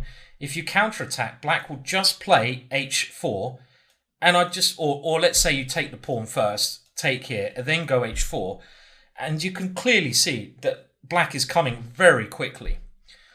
You have to do a bit of direct defense here and think of ways you can cover your king with more pieces. And had you found the idea of bishop c4, you are a great defender. Well done. This bishop coming around to plug some of those very weak holes. And to be honest, I think here it's not enough for black. It's still very fun, but it's not enough. Okay, so let's have a look at the game. So, maybe h5 was better, but this move is also very interesting. And now white goes wrong by again playing a rather passive move, queen to f2. The way to try to defend is to play knight takes h5. Get rid of that knight. And now maybe white was afraid of queen takes f3 with knight h3 mate. But you can now play bishop takes f4, which looks losing. And I can understand why this is a line which white would miss. I think most players have missed this. But in actual fact, after knight g3, white is defending. Now, what is the key idea if pawn takes g3? I'm trying to see if you can spot these defensive ideas. Because again, whether you're attacking and defending these situations, you have to see these ideas. Well, the key idea is to go for the blockade with h3, as we've seen before. And here, with ideas of putting a piece on e3, black has nothing. For example, g2 is very, very slow. And I expect now just queen e3 holds everything together. There's nothing really here. You can still get some pressure, but I'm talking at top level. This doesn't work. And remember, I expect most of you are not going to be playing Grandmaster level, and this is aimed at you improving your attacking play. So these practical, messy games, you're not going to be able to always calculate correctly. So it's the principles you should be relying on. And in this one, it's the principle of blockading, but very hard to spot this. So queen f2 was played, and now g4, and we're opening up another one. And here, white can still just about survive, but not with king h1, the direct defensive move that he played in the game. The only way to try and defend is by playing queen to f1. And now, after knight takes g3, white can eliminate the queen. How relieved should you be to eliminate that queen? Massively. And after king g2, this is forcing black back, and we got rid of the most important piece. So again, we're using another defensive mechanism. Get rid of your opponent's key attackers. And in this case, clearly the queen. If you can get rid of your opponent's queen, you should blooming well do that. And I think here, the knight will probably have to retreat, and now white can go for his active counterplay of a6. Anything that black does here is going to be a lot less powerful without the queen. So king h1 allows g takes f3, and now there's no coming back. Now the rook is coming. Lovely black lion. Sound all along. Rook g1, and look, another piece joins in. Hello. Look at the pressure here. Bishop takes f4, trying to get rid of some of those attackers. Knight takes h5. There really is nothing else here. There was going to be a disaster on g3. White's idea is to get some pieces here with knight takes f4, but black still has the initiative. Queen h4 and bishop g3 is a major problem. So rook g7 attempts to rely on tricks to defend with knight g6, but black plays very cleverly with king f8, avoiding that one. And after any pretty much move, black is going to take and take. And with these three pieces attacking, the bishop, pawn and queen is too much. So white tries rook takes f7 and d takes c6 and knight e6 check, but his checks come to an end. And after simply b takes c6, black wins, and this game won the second brilliancy prize in the competition. Very exciting game, typical black line from 100 years ago. It's great to see that. Chances for both sides.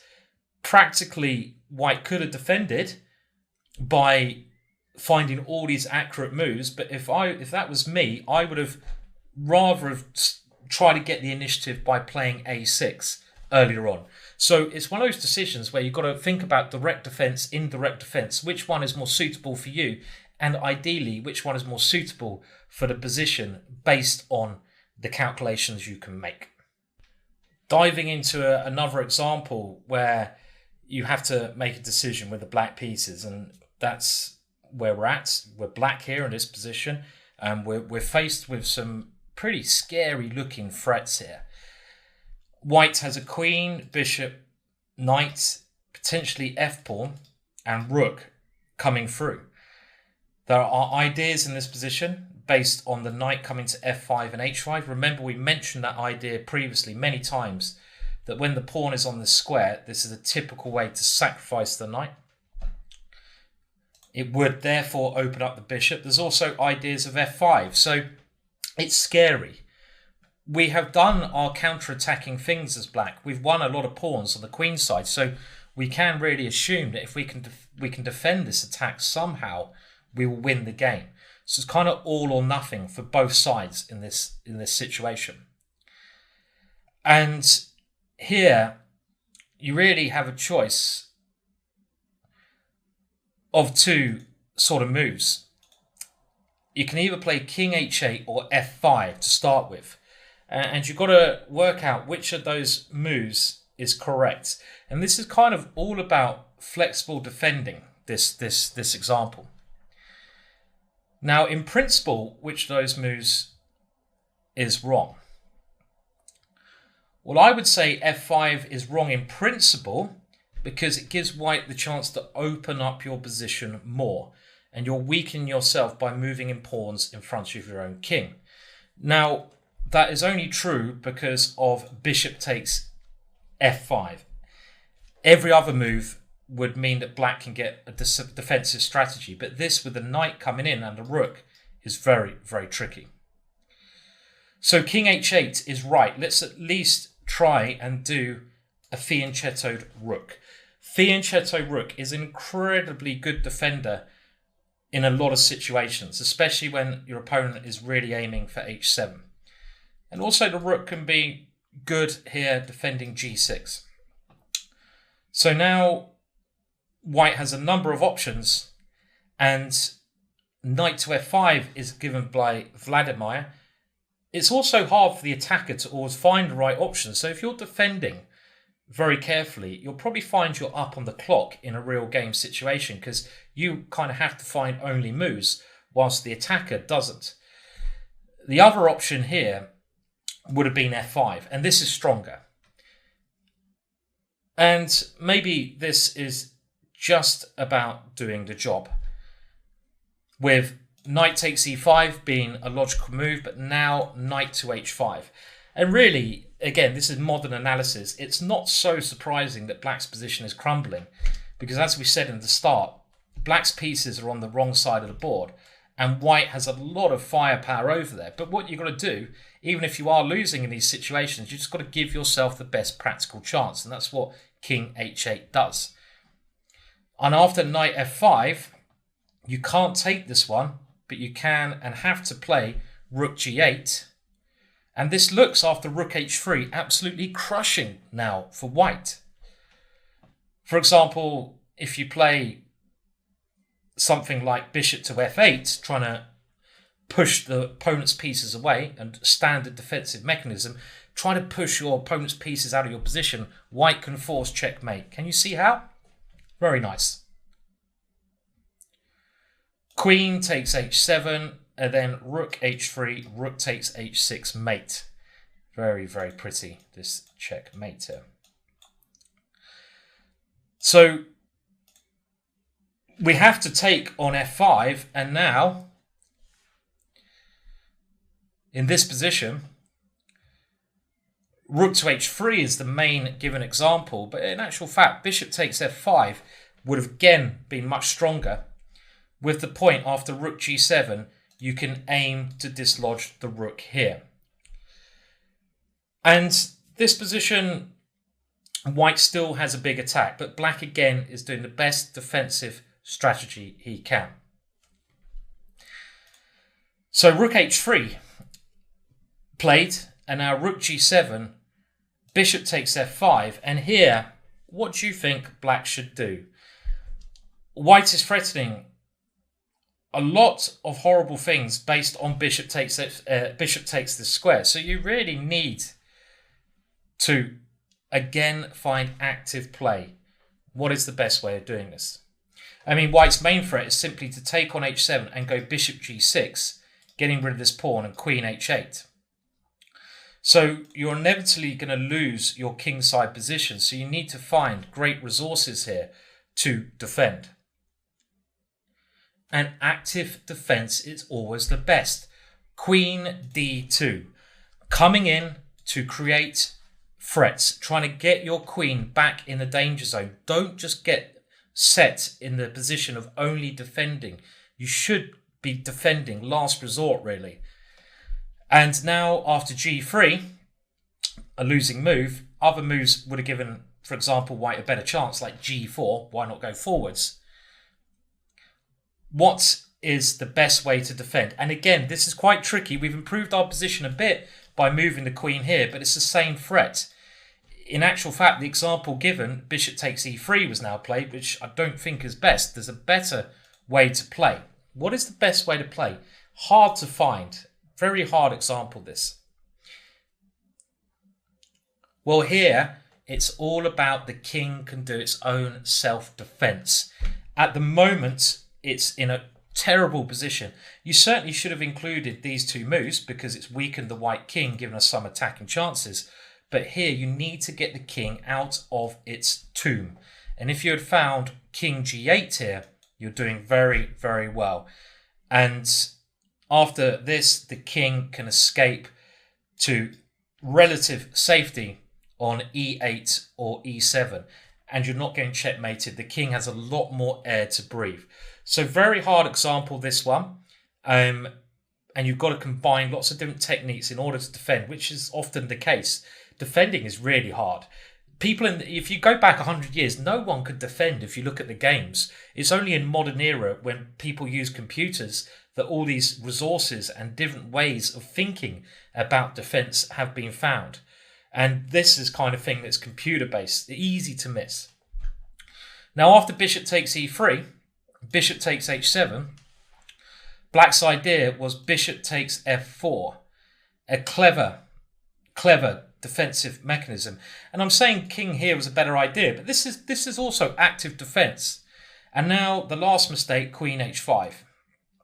In actual fact, queen to f6 is a saving resource, and this is now again unclear, but white has many threats, and probably here bishop h6, rook takes h6, queen g5 is the only way to defend. Incredibly tough stuff. Now, this example ends with bishop h7, bishop takes a4, queen h5, and now the key defensive move. I kind of let it slip there. What is the only way? Maybe white thought he was winning here, and this is all to do with another topic the author goes into, hidden resources, and finding those moves which can just put a whole spanner in the works. There is a move here which defends. Can you see it? Only one move, I feel. Bishop to h6. And this forces the queens off, which makes our task a lot better. Clearly, taking on h6 is winning for black after we take on h7 at the end. So you have to try bishop f5. But now we can calmly go knight takes e5. And there's nothing to worry about. Our king is very safe. We have a big advantage and should clearly win here. So, complex example given there in that game with many chances to both sides. But the things that really struck true for me was this active move. And also always looking for ways you can evict your king. And at the end there, some unique defensive strategies, giving back material to liquidate into a position where you have the edge. We now see another example of these defensive mechanisms when you've got the castle king combined together. I think one thing that's very interesting with the examples given in the book, and therefore in the course is that they're extremely complex. I mean, I've had such a tough job of working out the material myself and trying to present it to you. And I think that is really what it's like in a real game situation. You can have general rules, general ideas, but it comes down to really calculating that is the key thing. And playing actively, that's also something that has come through all these examples. When defending, look for those indirect ideas at the right time. You've got to time them perfectly. Sometimes you might have to do a direct defense. It's also quite hard for me to know what side to show. So I'm trying to give you a bit of attacker's side, even though this is about defense, and a bit of the defender's side. In this example, we're going to use the defender's side, white. And this next attack from black, I'm very tempted to take the black side because this is a Dutch position. If you've got my Chessable Dutch course, you will know all about this. Black has got e5 and f5 in what to me looks like a classical Dutch, and this should give black very decent chances, especially when white has double pawns. And I'm going to kind of disagree in what the author says here, having experience in this position. And I'm going to go along with what Pachmann plays. This is the game Rossolimo versus Pachmann. And the author of The Art Attack, Vladimir, says that black should not commit himself, but instead play something like a5, a4, e4, closing it down, queen e2, b6, with some strategic advantage and chances to play against these weakened pawns. Now, I think this is obviously about okay, equal, maybe slightly better for black, but the move played in the game, f4, I think is a very good practical move that I know black often gives me lots of success. It opens the bishop, it prepares f3 ideas, opens the rook. Maybe the computer doesn't totally agree with it, but practically this is a decent way to play. So white now does the first correct thing. He takes with the e-pawn, which gives him some counterplay and some lines on the e-file. He needs to get any counterplay because black is starting to generate a kingside attack. And he now plays another good move here, because in this position at the moment, it should be noted that the move f3 from black is not actually threatened. This is the move black wants to play, forcing the white bishop to a horribly passive square. But here, if f3, we just go bishop takes f3. So white again needs to indirectly defend his king by continuing in active play on other areas of the board. There's no need to do any direct defense. Like, you don't have to play something like f3 here. That is overkill. And also, sometimes, again, making pawn moves in front of your own kings creates other targets. So what is a good move here? Can you see it? What would you play? You want to open the position on other areas of the board. c5. This opens the position on the queen side where white has some nice files to attack along. It eliminates the double pawns and it proves that white has some positional superiority. But now black continues with queen to f7. So every move creates a threat. f3 is the threat. Now, as a general rule, the bishop fianchettoed, and this is quite important to remember, the fianchetto bishop should not generally ever be touched. You'll get arrested if you touch it in an appropriate way. It should be left where it is because it does its best job of defending on that square. But in this position, black is threatening f3, and you don't want that bishop to be stuck there with a pawn on f3. It becomes a big pawn. So bishop to e4 is again a nice move from white, and now black plays the standard Dutch idea, queen h5. The queen often comes here in the Dutch, pressurizing, sometimes rook swinging. Another idea was actually f3 immediately, giving up the pawn, which is kind of unclear. I mean, king h8, I think black has certain compensation here. Very unclear. But queen h5 defends that one.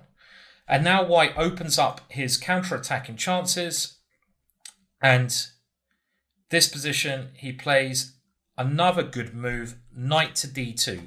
White defending brilliantly. The knight was doing nothing there. And this is more direct defense. So we had indirect and direct. Where was the square that was weakened? It was f3. By bringing the knight around, we control f3 and we can bring our knight to directly defend our king. Black continues. Rook to f6. Trying to get the last piece in, trying to attack. Just the kind of position I've had many times in my own Dutch games. Bishop f3. Let's force the queen away. Bishop g4. And now it's a key moment. Do you take the bishop or not? Well, the correct answer is no, because by taking the bishop, as happened in the game, you are effectively losing a tempo, and every tempo in such positions is key. It would have made more sense to now play an indirect move, such as rook b1, just to create that counterplay. You might force black to make a blunder even, like this, where you can check and win the knight. Let's give ourselves as much opportunities as we can to make, allow our opponents to go wrong, with one line going rook h6 and now h4. And here black can try something along the lines of g5, but it doesn't work in this position because white has enough active play with rook takes b7 in this position. White has got his own counterplay. The black king, remember, is also very weak. You can look at it as well with a computer if you want there. But bishop takes g4, queen takes g4, queen f3 is a bit too it's not looking for enough counterplay. Queen h3, and again, rook b1 would have been all right, but white plays knight e4 with the idea of rook h6, queen g2, which may look all okay, but after queen h5, this f3 move is now coming. So g4 has to be played. And now queen to h4, and black's attack is still dangerous. Rook g6 here. There's one great defensive move here that I think it was Camille found when doing all these notes. Massive task this.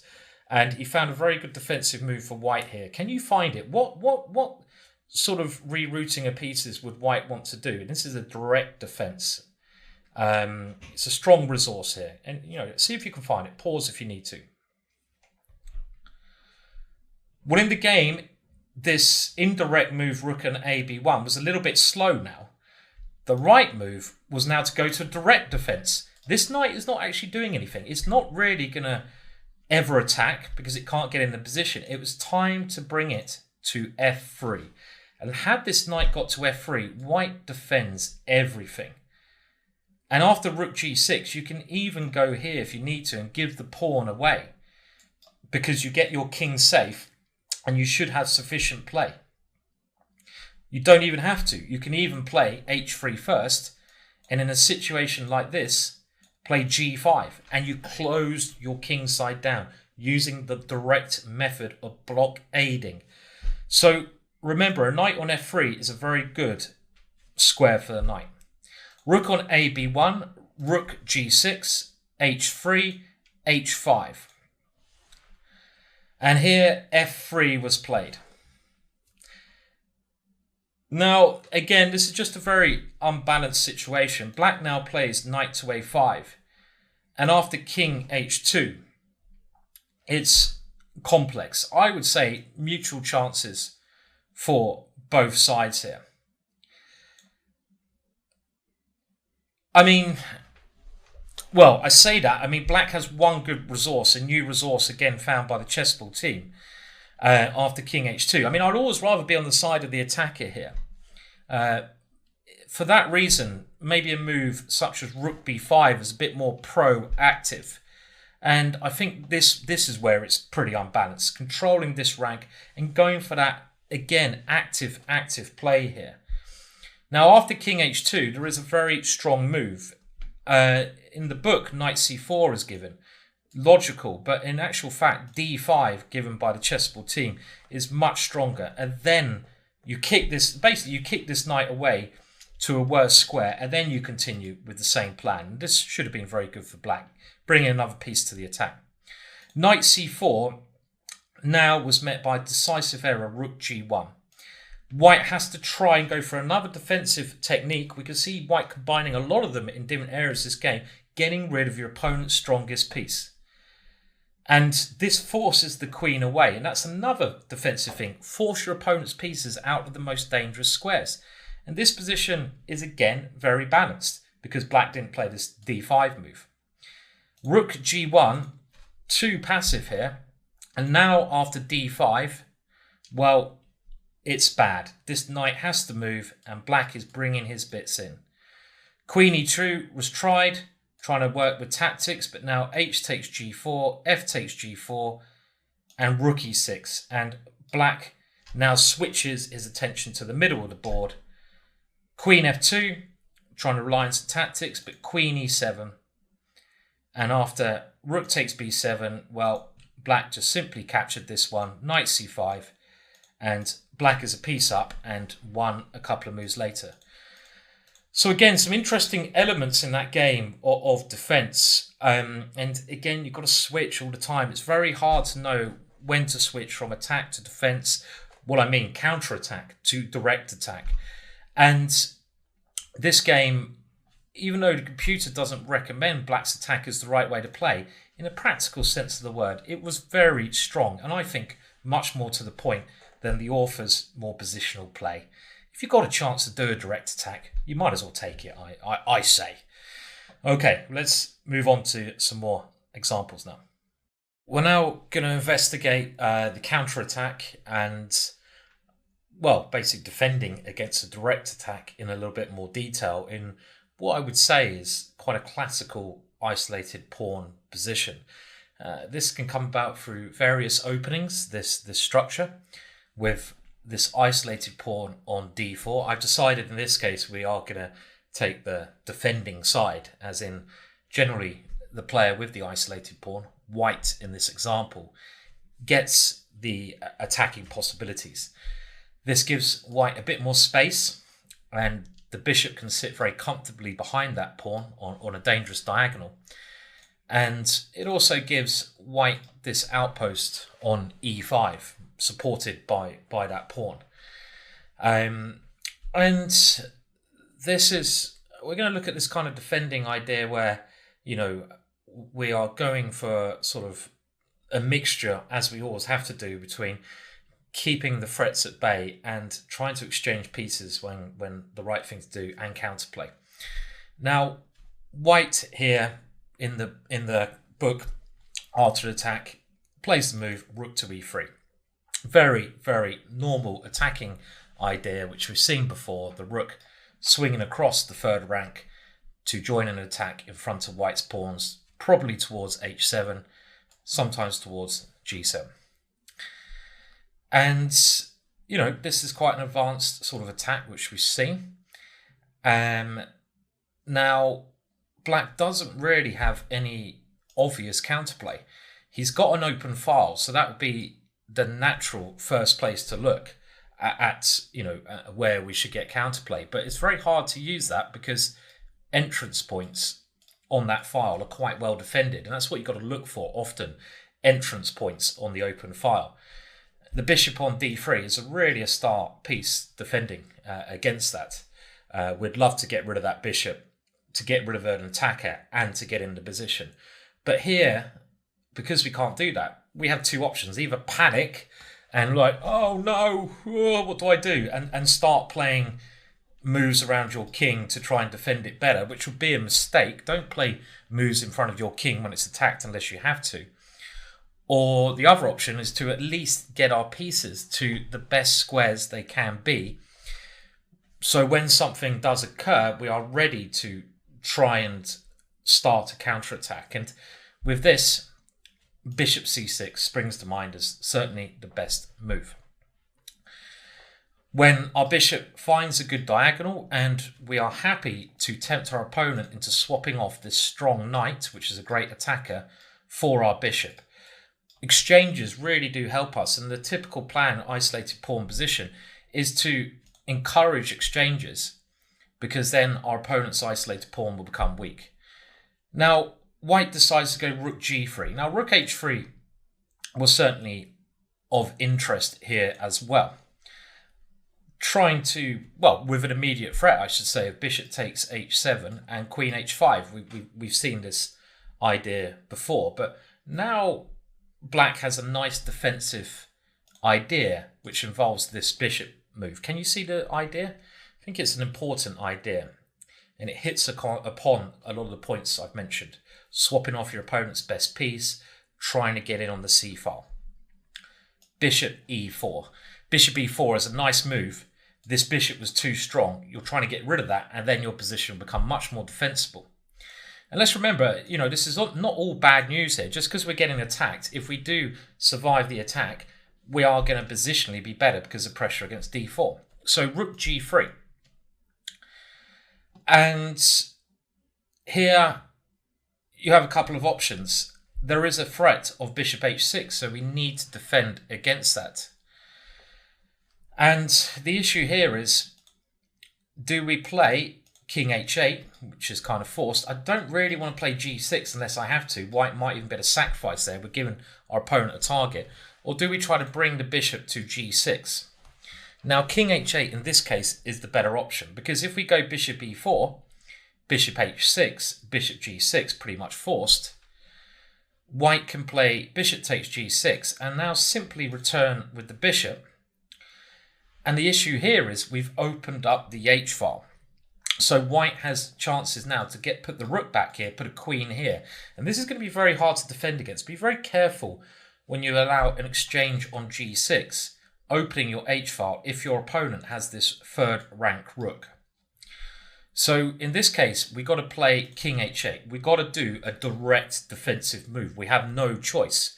This was an indirect one, but this was direct. And now bishop e3, sensibly developing. There's nothing immediate, so this can't be a bad move. And here, bishop e4. It's time to play this good move. And black is applying what we can call prophylactic direct defense. The conditions are not right for an immediate counterattack because we haven't got any easy way in. So we need to try and swap off the bishops for the reasons we've mentioned before. And in some ways, this is starting an indirect attack because we're trying to get in on c2. And now rook to h3. And again, like I mentioned, this could have been played immediately. Following the book, rook g3 is the only line given. But I think I would have potentially been interested in putting the rook on h3 had I been playing it. But okay, this is demonstrating some points. And again, now we have a choice.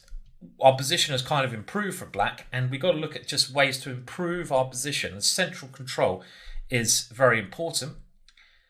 One idea that white's threatening, and we must be aware of the new threats, is at some point to take here and bring the queen into h5.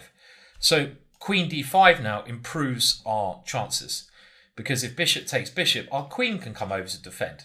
So this helps our position, central control. And now white forces the issue with f3. And this is, again, very risky. If an attack backfires in such a position, it can really positionally be bad. And this is risky. I've fallen for this myself when I've done a rook swinger, because this rook is committed. It's committed to the attack. When you put your rook over there, there is danger involved because that rook can get sidetracked from the army. And if black doesn't get checkmated now, his counterplay on the c-file should be immense. So there's a capture on d3, and here is a key moment. If we can defend this position as black, we're going to be all right. So what would you now play? And have a little think about this. It's not as easy as we think. There's only really one way. We've got to consider what white is trying to do here. Our focal point is this one, as I think you can see. And remember, when we're looking at a focal point, we've got to trace back the piece that's defending, the knight there. So we must be very careful of that. So Okay, well, in the game, black played bishop d6. And up to this point in time, black has correctly carried out, through direct defense, I'd say, good ideas, good moves, without weakening his position, meaning he hasn't had to play a pawn move. And he's got potential for active play on the c-file. But this move now gives white a good chance, which in the game he doesn't do. He plays a very weak move now in the game. Now, other options. Well, h6 is a move I certainly would not want to play. I'm giving my opponent a hook. White might not immediately win from capturing on h6, but g4 would be very normal, and g5 is going to blast it open. Let's not do that. A more appropriate move would be this one if you can play it, but this looks very risky in this situation. Maybe this is playable. This would be my backup course. Rook c7 is a nice way to try and defend, but again, after bishop g5, going to hit our second focal point, it looks a bit risky. And maybe the best move in the position is the rather bizarre king to g8. Very hard move to find, but in some ways logical. You're getting your king to a slightly safer square, and you want to now play g6 without worrying about any sacrifices on g6, which could have been played in that last variation I showed. So maybe this is the best line. And we want to try to play rook on fd8 in a lot of positions where we can do this is where the king, the self-defense king, can you remember that? Where the king looks after itself. So, for example, bishop g5 seems critical, and now g6 is an option, but actually, very cleverly, we can now revert to a combination of self-defense king and active counterplay, because white is all in. If he doesn't checkmate us there, our counterplay will come greatly, and now a brilliant move here would be rook on fd8. This defensive mechanism we've seen before. And this gives up the pawn, but our king can come to e7, as we've often mentioned, with great counterplay in the center. For example now, bishop takes f6, queen takes here check, king f8, and our king is incredibly safe here. And white's uncoordinated pieces actually leaves him now in a lost position. There's no way to stop queen takes d4 or bishop takes e5, and we've repelled the attack and we're ready to counterattack. So this king g8, a very hard move to see. I don't know if anyone saw that in combination with rook d8, is a brilliant defensive move. There's not really much else white can do here. We're going to play rook d8 next, but we've got our king now in a position where it can run away, and white is totally discoordinated. Now let's just see how the example game went. It went bishop d6, and here white played a very meek bishop to f4. Now this is too passive. In a position such as this, black is trying to get rid of an attacker, you have to play with energy as white because your rook is offside. And there's two better moves here. Either bishop g5, trying to get rid of that knight, and in this position black is actually lost. This is good. And there's either another way, knight to d7, trying to get rid of the knight. So this bishop d6 is just far too slow. We had to try with black to get our king to the f8 square. That was the only defensive move, and that would have turned the whole tide. The example game goes bishop f4, and now g6, now g4, and now rook c7, black trying to communicate, and after rook on f to c8, we're getting this indirect defense now with active play. Bishop g5, knight to e8 is probably best here, but bishop takes e5, d takes, knight g8 is a clever defensive idea. We're trying to play h6 in some positions, some chances, if we need to, not here clearly, combining with our attack here, and we're covering all the dark squares. Now rook g3 is given, trying to use the h-pawn, but this seems far too slow. Much more to the point was bishop to f6. And now, how would you defend here? Let's give you another little clue. Love a little idea. How would you defend in this position? So you have to take, what would you now play? It looks very scary for you, and this is where your calculation needs to be spot on. Have a think about this position. Pause if you need to. Well, the correct move here is just to play king g8. Let's start moving that king the right way. And it's not clear how white is going to continue now. His only idea, queen h6, is simply met by queen d4 and now queen f6. And the main point this king g8 works is that after king takes h7, again our king does the self-defense. This important method. Don't forget about that. And here, white's pieces are completely offside. I've lost many attacking games like this way, where I've gone all in, I've got to h7, but my opponent's found this great defense, and he's ready to strike, and I'm left in a lost situation. After rook g3, rook c2, things are looking bad for white because he has to start going defensive. And clearly, in this position, after king g7, h6 is now coming, plugging those holes. Black has got the counter-attack, and things are going wrong. And this example game ended with h5, opening it up, and counter-attacking at the right moment. You always must look for the most active moves, and h5 is a pure move of class because now you give yourself the f5 square, and with the knight coming in, it is now white who is in the receiving end of a vicious attack, ending with this nice little move, and you've got to take your opportunities. And now either queen d8 or queen f2 is leading to victory. There's no way that white can defend, and it happens in a nice way in the game with this one. So an interesting little game there where there was combinations of defense and attack. But of course, the key thing there was black keeping his cool, which he did very well at the start of that. So by keeping his cool, he just got his pieces to the best squares. Rook h3 was an improvement, but if you've got to, it doesn't matter. You've just got to play the best moves, and then playing this very clever king move, but then not getting caught up in the way that, okay, I put my king in the corner, which is good here. I shouldn't move it later on. Well, the key thing was that he should have moved it in this position, going for the self-defense king. Okay, now we're going to look at some other examples of these ideas in action.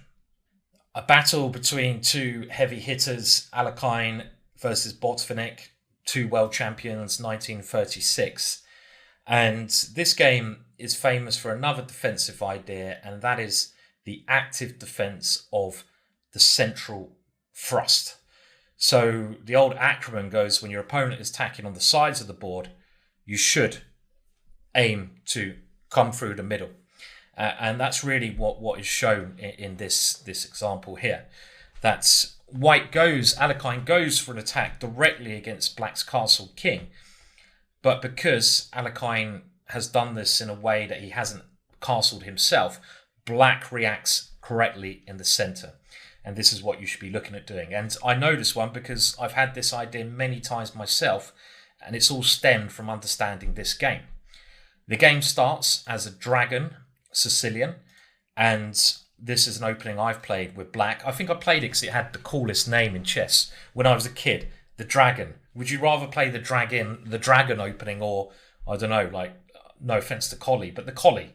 You know, the dragon sounds cooler, Collie, doesn't it? You know, the dragon. Yeah, I want to be a dragon player. And that starts with g6. Now, Alekhine plays bishop e2, bishop e3. This has had some resurgence in popularity. And now knight c6.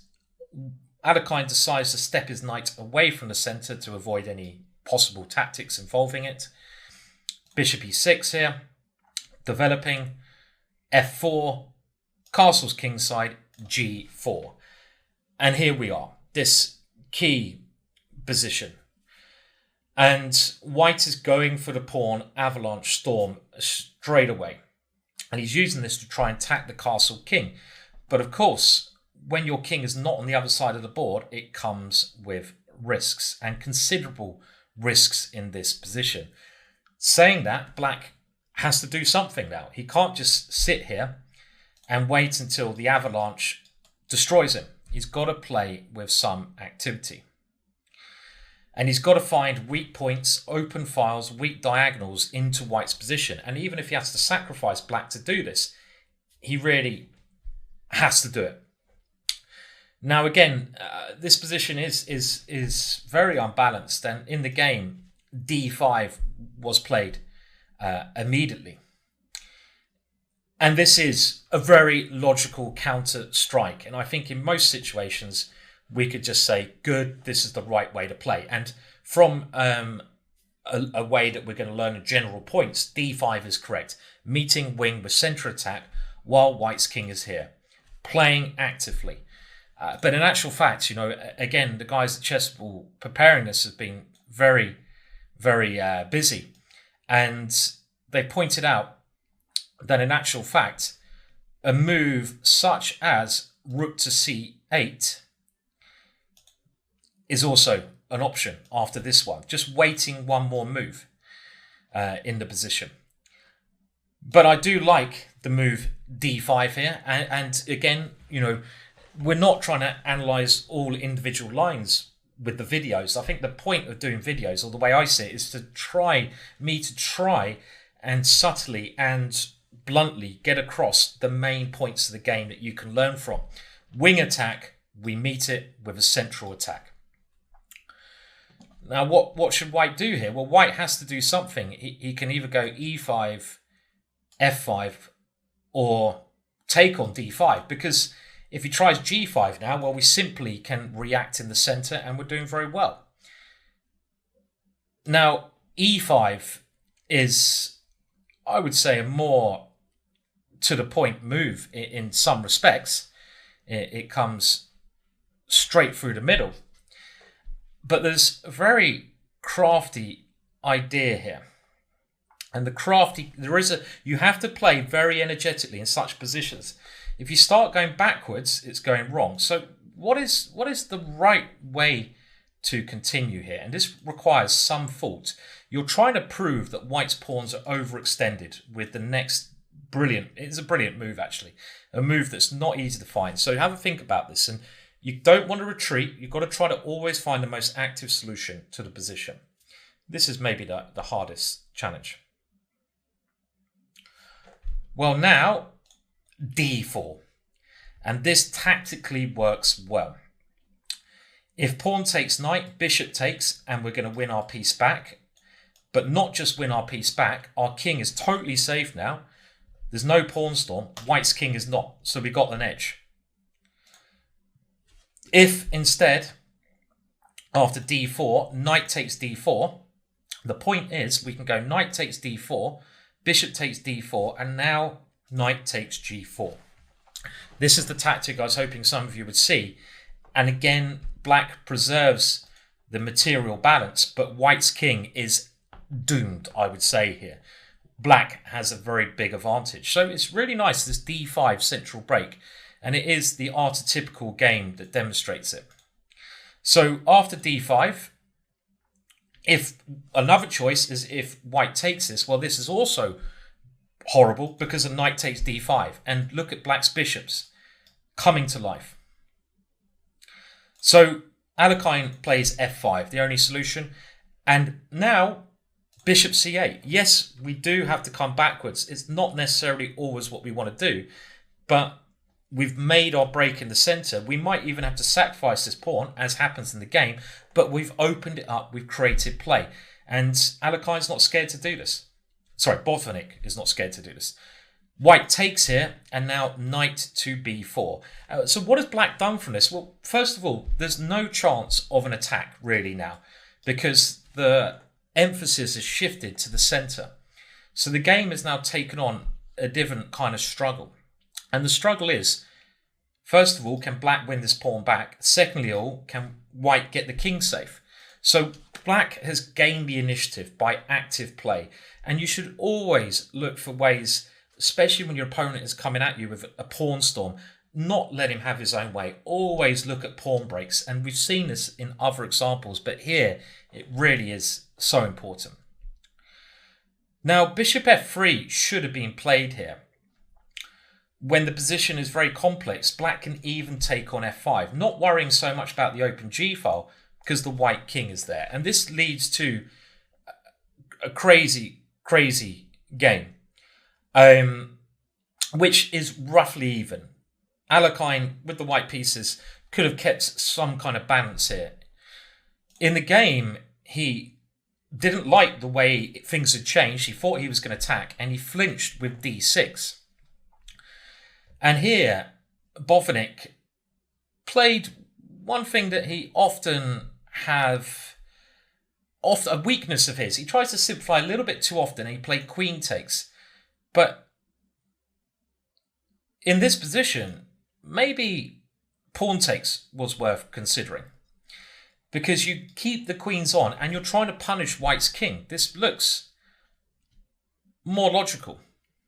For example, a3 probably best, and now g5 may look very strong for white, and this is probably what put Botvinnik off. But now we can turn the tables, and this is a clear instance of white overextending himself. And with rook e8, we do now gain a very nice initiative. Very, very dangerous here. And it's not so clear what white should play in this position. Taking after rook e8 kind of looks natural. So here. But again, we can even just bring our queen into the game there with multiple threats, and we're going to win another pawn, and the white king is stuck. So you don't necessarily even need to calculate further than this, just to know that there's great compensation for black in such a situation. I mean, I would advise calculating, because what happened in the game after queen takes, white now found bishop c5, and this is a little bit more risky. Queen to f4 is a good move. Taking here is not right. You want to keep the queens on, so he's trying to turn around his slight mistake, Botvinnik. And after rook f1, queen takes h2, a crazy position has been reached. But the problem with this compared to the other line is that it's only a perpetual check with the following variation: knight takes g4. White is on the verge of losing, but there's not really much more here than the perpetual check with the queen. And neither side can try to do anything, the white king being too weak, and it can't come onto that idea. But the key thing, of course, to take away from this game is, if you're ever in a situation where your opponent goes a bit gung-ho, but he hasn't castled, even if he has castled, look for the pawn breaks to counter it. You must rely on pawn breaks, and often as black, your pawn break in many positions is d5, and that was the move that got this active indirect defense in the position. I wouldn't even call it defense in this situation. Now to legends, which we've come across before. Kotov versus Keres. We are in Keres's shoes here with the black pieces in quite a scary looking position. It's scary, probably Nimzo-Indian by looks of it, because white has this very strong centre, and as we know, when one side has a centre, they can start doing a direct attack against our king. And as black here, we must also realise we don't have many defenders on the king side. They're over there on the other side of the board. We've also done a little weakness, and there is a very strong plan that white might be playing here. Can you see the plan? It's a plan we've seen many times before. Try to think how white can create threats here.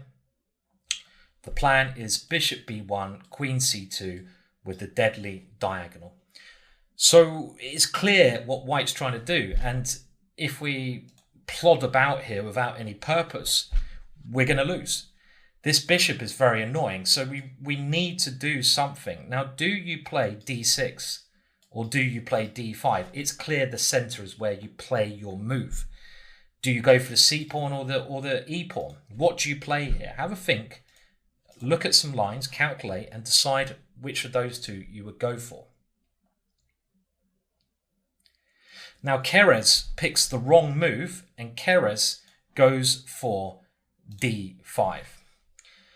And this is not working. We'll have a look at the other move, d6, in the next video, because it doesn't do enough. You're not getting rid, or not trying to get rid of, the strong e5 pawn. Remember how strong that pawn can be in numerous situations. You really want to get rid of that attacker.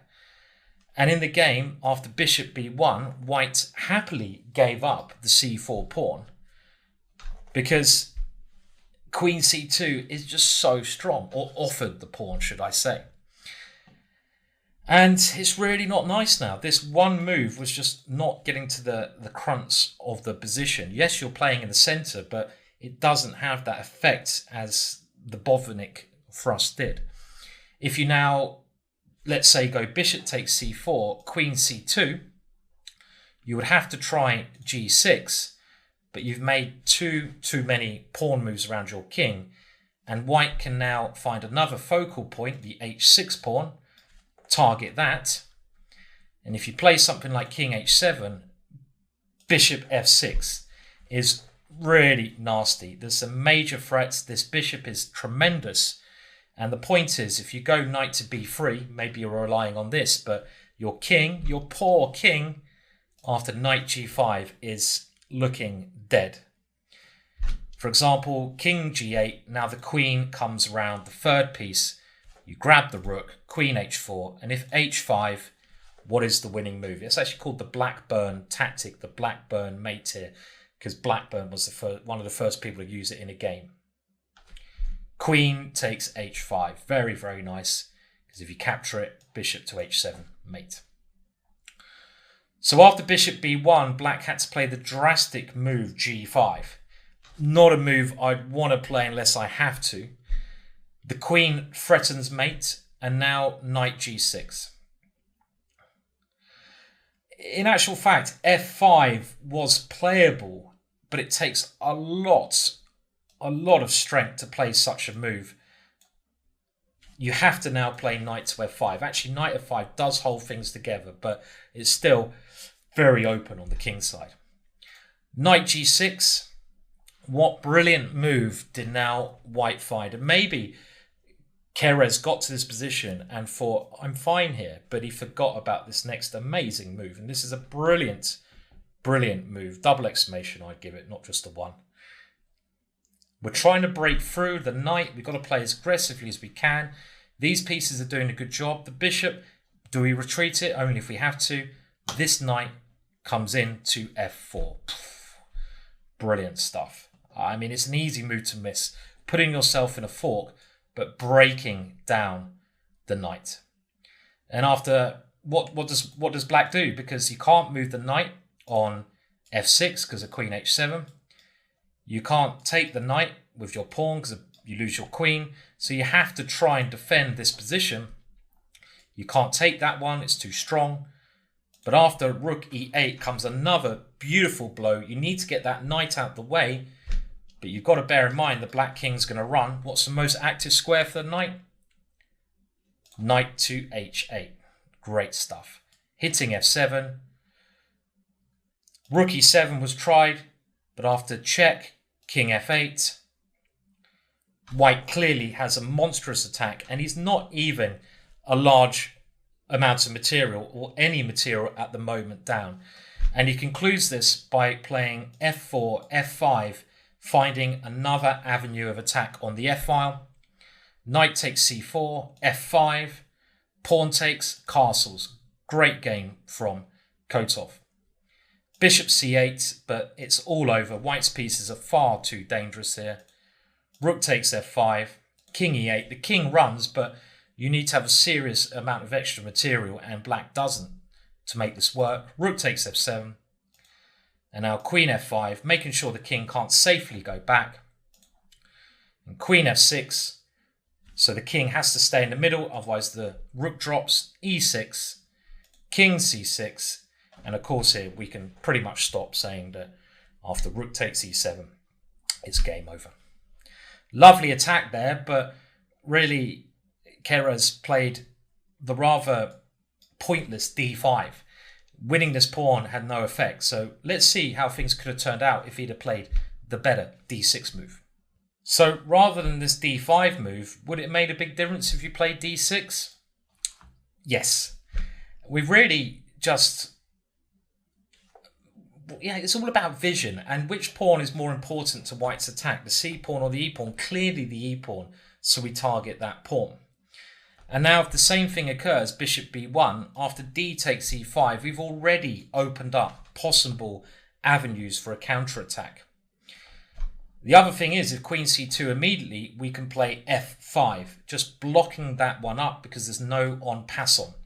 That e5 pawn, such a good attacker. So white should capture back on e5, and now queen e8 is the safest move. Again, new analysis made by the Chessable team has pointed out that the move g5 tactically does work.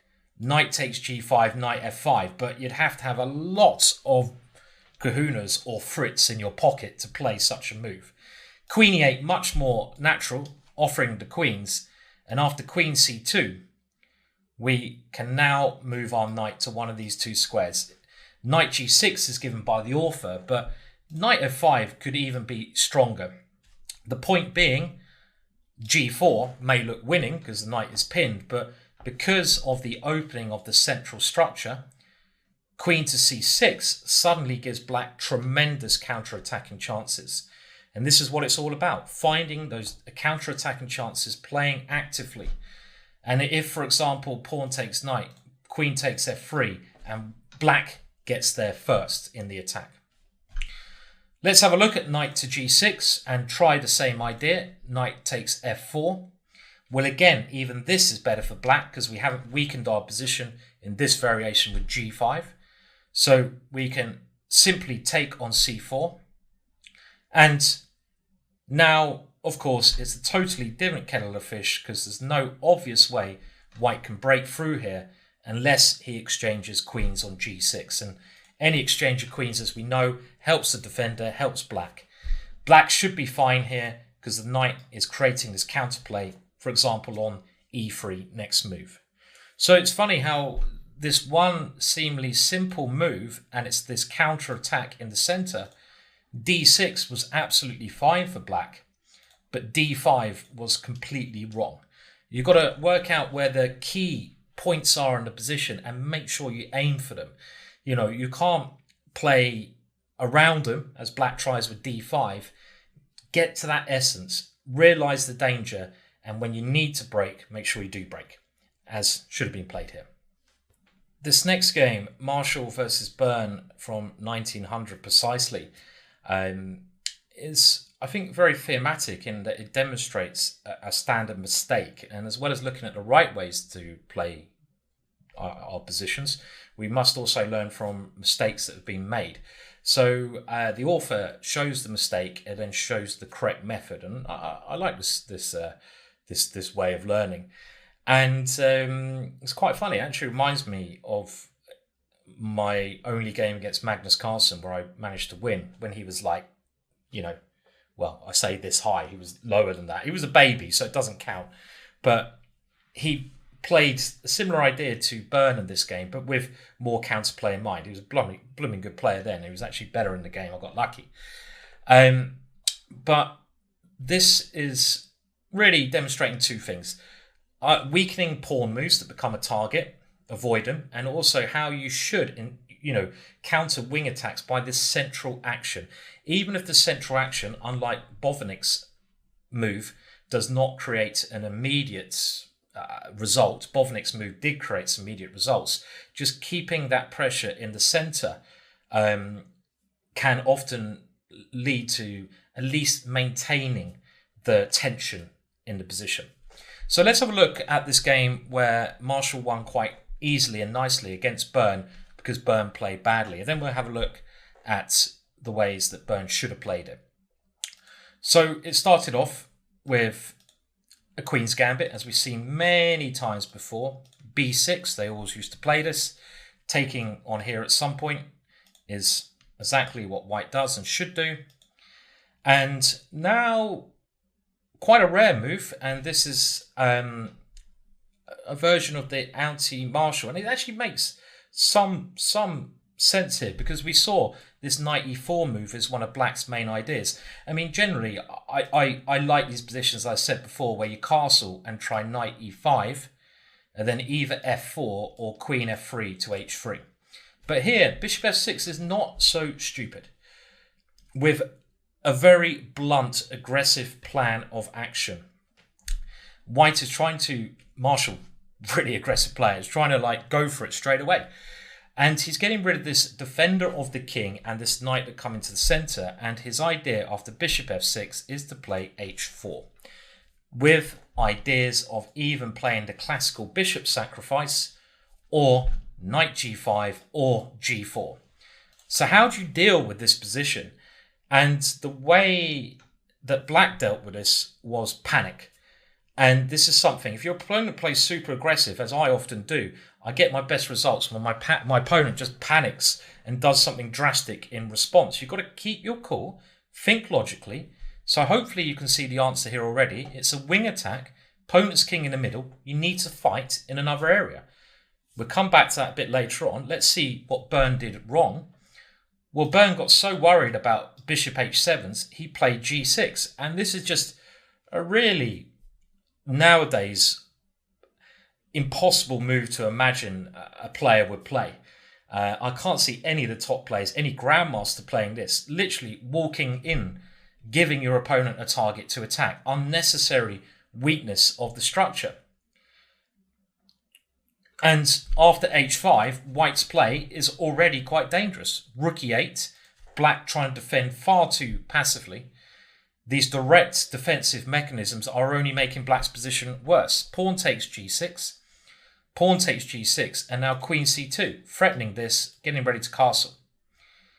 It's just a walk in the park, this attack. It really is. You know, Black's going down without a struggle. Bishop g7, bishop takes g6, and this attack is going to win because we have 3 pieces attacking a lone king. We've got loads of material as well. 3 powerful pieces. Black has no defenders. Knight d7. The last attacker comes in. Queen f6. And now, what was the finish? Rook to h8 check. And queen to h7. Another attacking formation. And it was really strange. We go back, you know, it was this shock value with White coming with Harry and really just I'm coming to get you, which made Black just panic. So a horrible move. In the next game, we're going to look at the way that Byrne should have played that. So already start thinking about how you would deal with this h4 thrust. Well, let's go straight into the critical position. Black hasn't done anything wrong. Remember what I said earlier on, that if you haven't done anything wrong in the opening, there's absolutely no reason that you should be in trouble. Black's played quite sensible moves and he's been hit by this very aggressive plan. So you just got to calm down, don't rush, and think about logically what to do. And of course, I'm hoping you found the right move. You've still got time to find it. That c5 is the right reaction. You've got to try and open up the center and create some play there. Now, a similar mistake to what Byrne played would be h6. This is another knee-jerk reaction. You're moving a pawn in front of your king. You're creating a target. And here, g4 is going to open things up with g5 because you've got the hook on h6 to, split the position in two. And the one thing you've just got to consider here, the only thing is, is White actually threatening to take on h7? This is when you've got to do the defensive side of the Greek gift. And it's proving that he's actually not really threatening that because he hasn't got those conditions really. He hasn't got the bishop here. He hasn't got a pawn here. So the moves that are going to actually lose the position is the threat of the sacrifice is stronger than any execution. So you have to be calculate and trust in your defensive calculations. I mean, other moves such as knight d7 is also a good idea because you're bringing another piece to defend. And if bishop h7, this is even better for Black because your piece is ready to defend. And because there's no dark square bishop, this is one case when the king can come to h6. We'll look at similar lines to this in a minute. Well, let's do that now. I mean, c5 is the move you want to play. It's the most active. You should always look for the most active move. And in this position, what can White play? Well, the first thing you should have really studied is that after this one, bishop takes h7 is the one move you need to concern yourself with. But it doesn't quite work because after knight g5, we have king h6. And again, this is a rare occasion where our king can sit here because there's no dark square bishop. There's no way the queen can get into it. We can defend. We've got enough defense. Now, white's most incisive try here, because g6 is working against any queen h7 stuff, is to try and bring one more piece around to attack. And this is the most scariest. But we play g6 anyway. And after knight f4, we still have to be careful because white has got this very crafty idea if we retreat the king. But by now taking that attacker and coming to g7, it's scary. Chess is scary. You have to walk the tightrope. But we can now defend the position. And we should be able to defend the position because white's played this quite odd opening idea. Let's play a bit further. Rook h6, trying. And now queen takes g5 allows rook takes g6. Watch out for those tactics. Here, rook h8 is the most natural, but even bishop to c8, covering the e6 square, works very well because now you're threatening queen takes g5. And you can logically work out these backwards moves. And white doesn't have enough. You know, he can't even get his queen over here. Rook h8 is good enough as well, with white being forced now to take on g6, but we get a lot of material, including the queen. And the ending after this forced variation with bishop here, well, it's clearly going to be quite good. Let's bring the king to get the knight. And even though black doesn't have development, he has the extra piece, so it's working well. So I can understand this knee-jerk reaction, h4 play, boom, with a scary look. I'm going to Greek gift you, checkmate you. But as long as you keep your calm and think, well, does my opponent have the conditions for the Greek gift to work? Well, not really, because he doesn't have a dark square bishop, as we've looked at in another chapter. And then you back that up with calculation. You can safely see, well, I don't need to worry about that. Let's get on with it. Let's create counterplay, c5. And that's what should be done. So before we finish our analysis of what is a very interesting scenario with this h4 move, we should also have a look after c5, what happens if white doesn't play the unsound sacrifice, and how things can occur with more natural play. Well, I think there's two ideas. White either continues in gung-ho style with g4 or plays queen c2. Now, how would you react against queen c2? Have a think about this. Pause now and try to think of the correct move for black.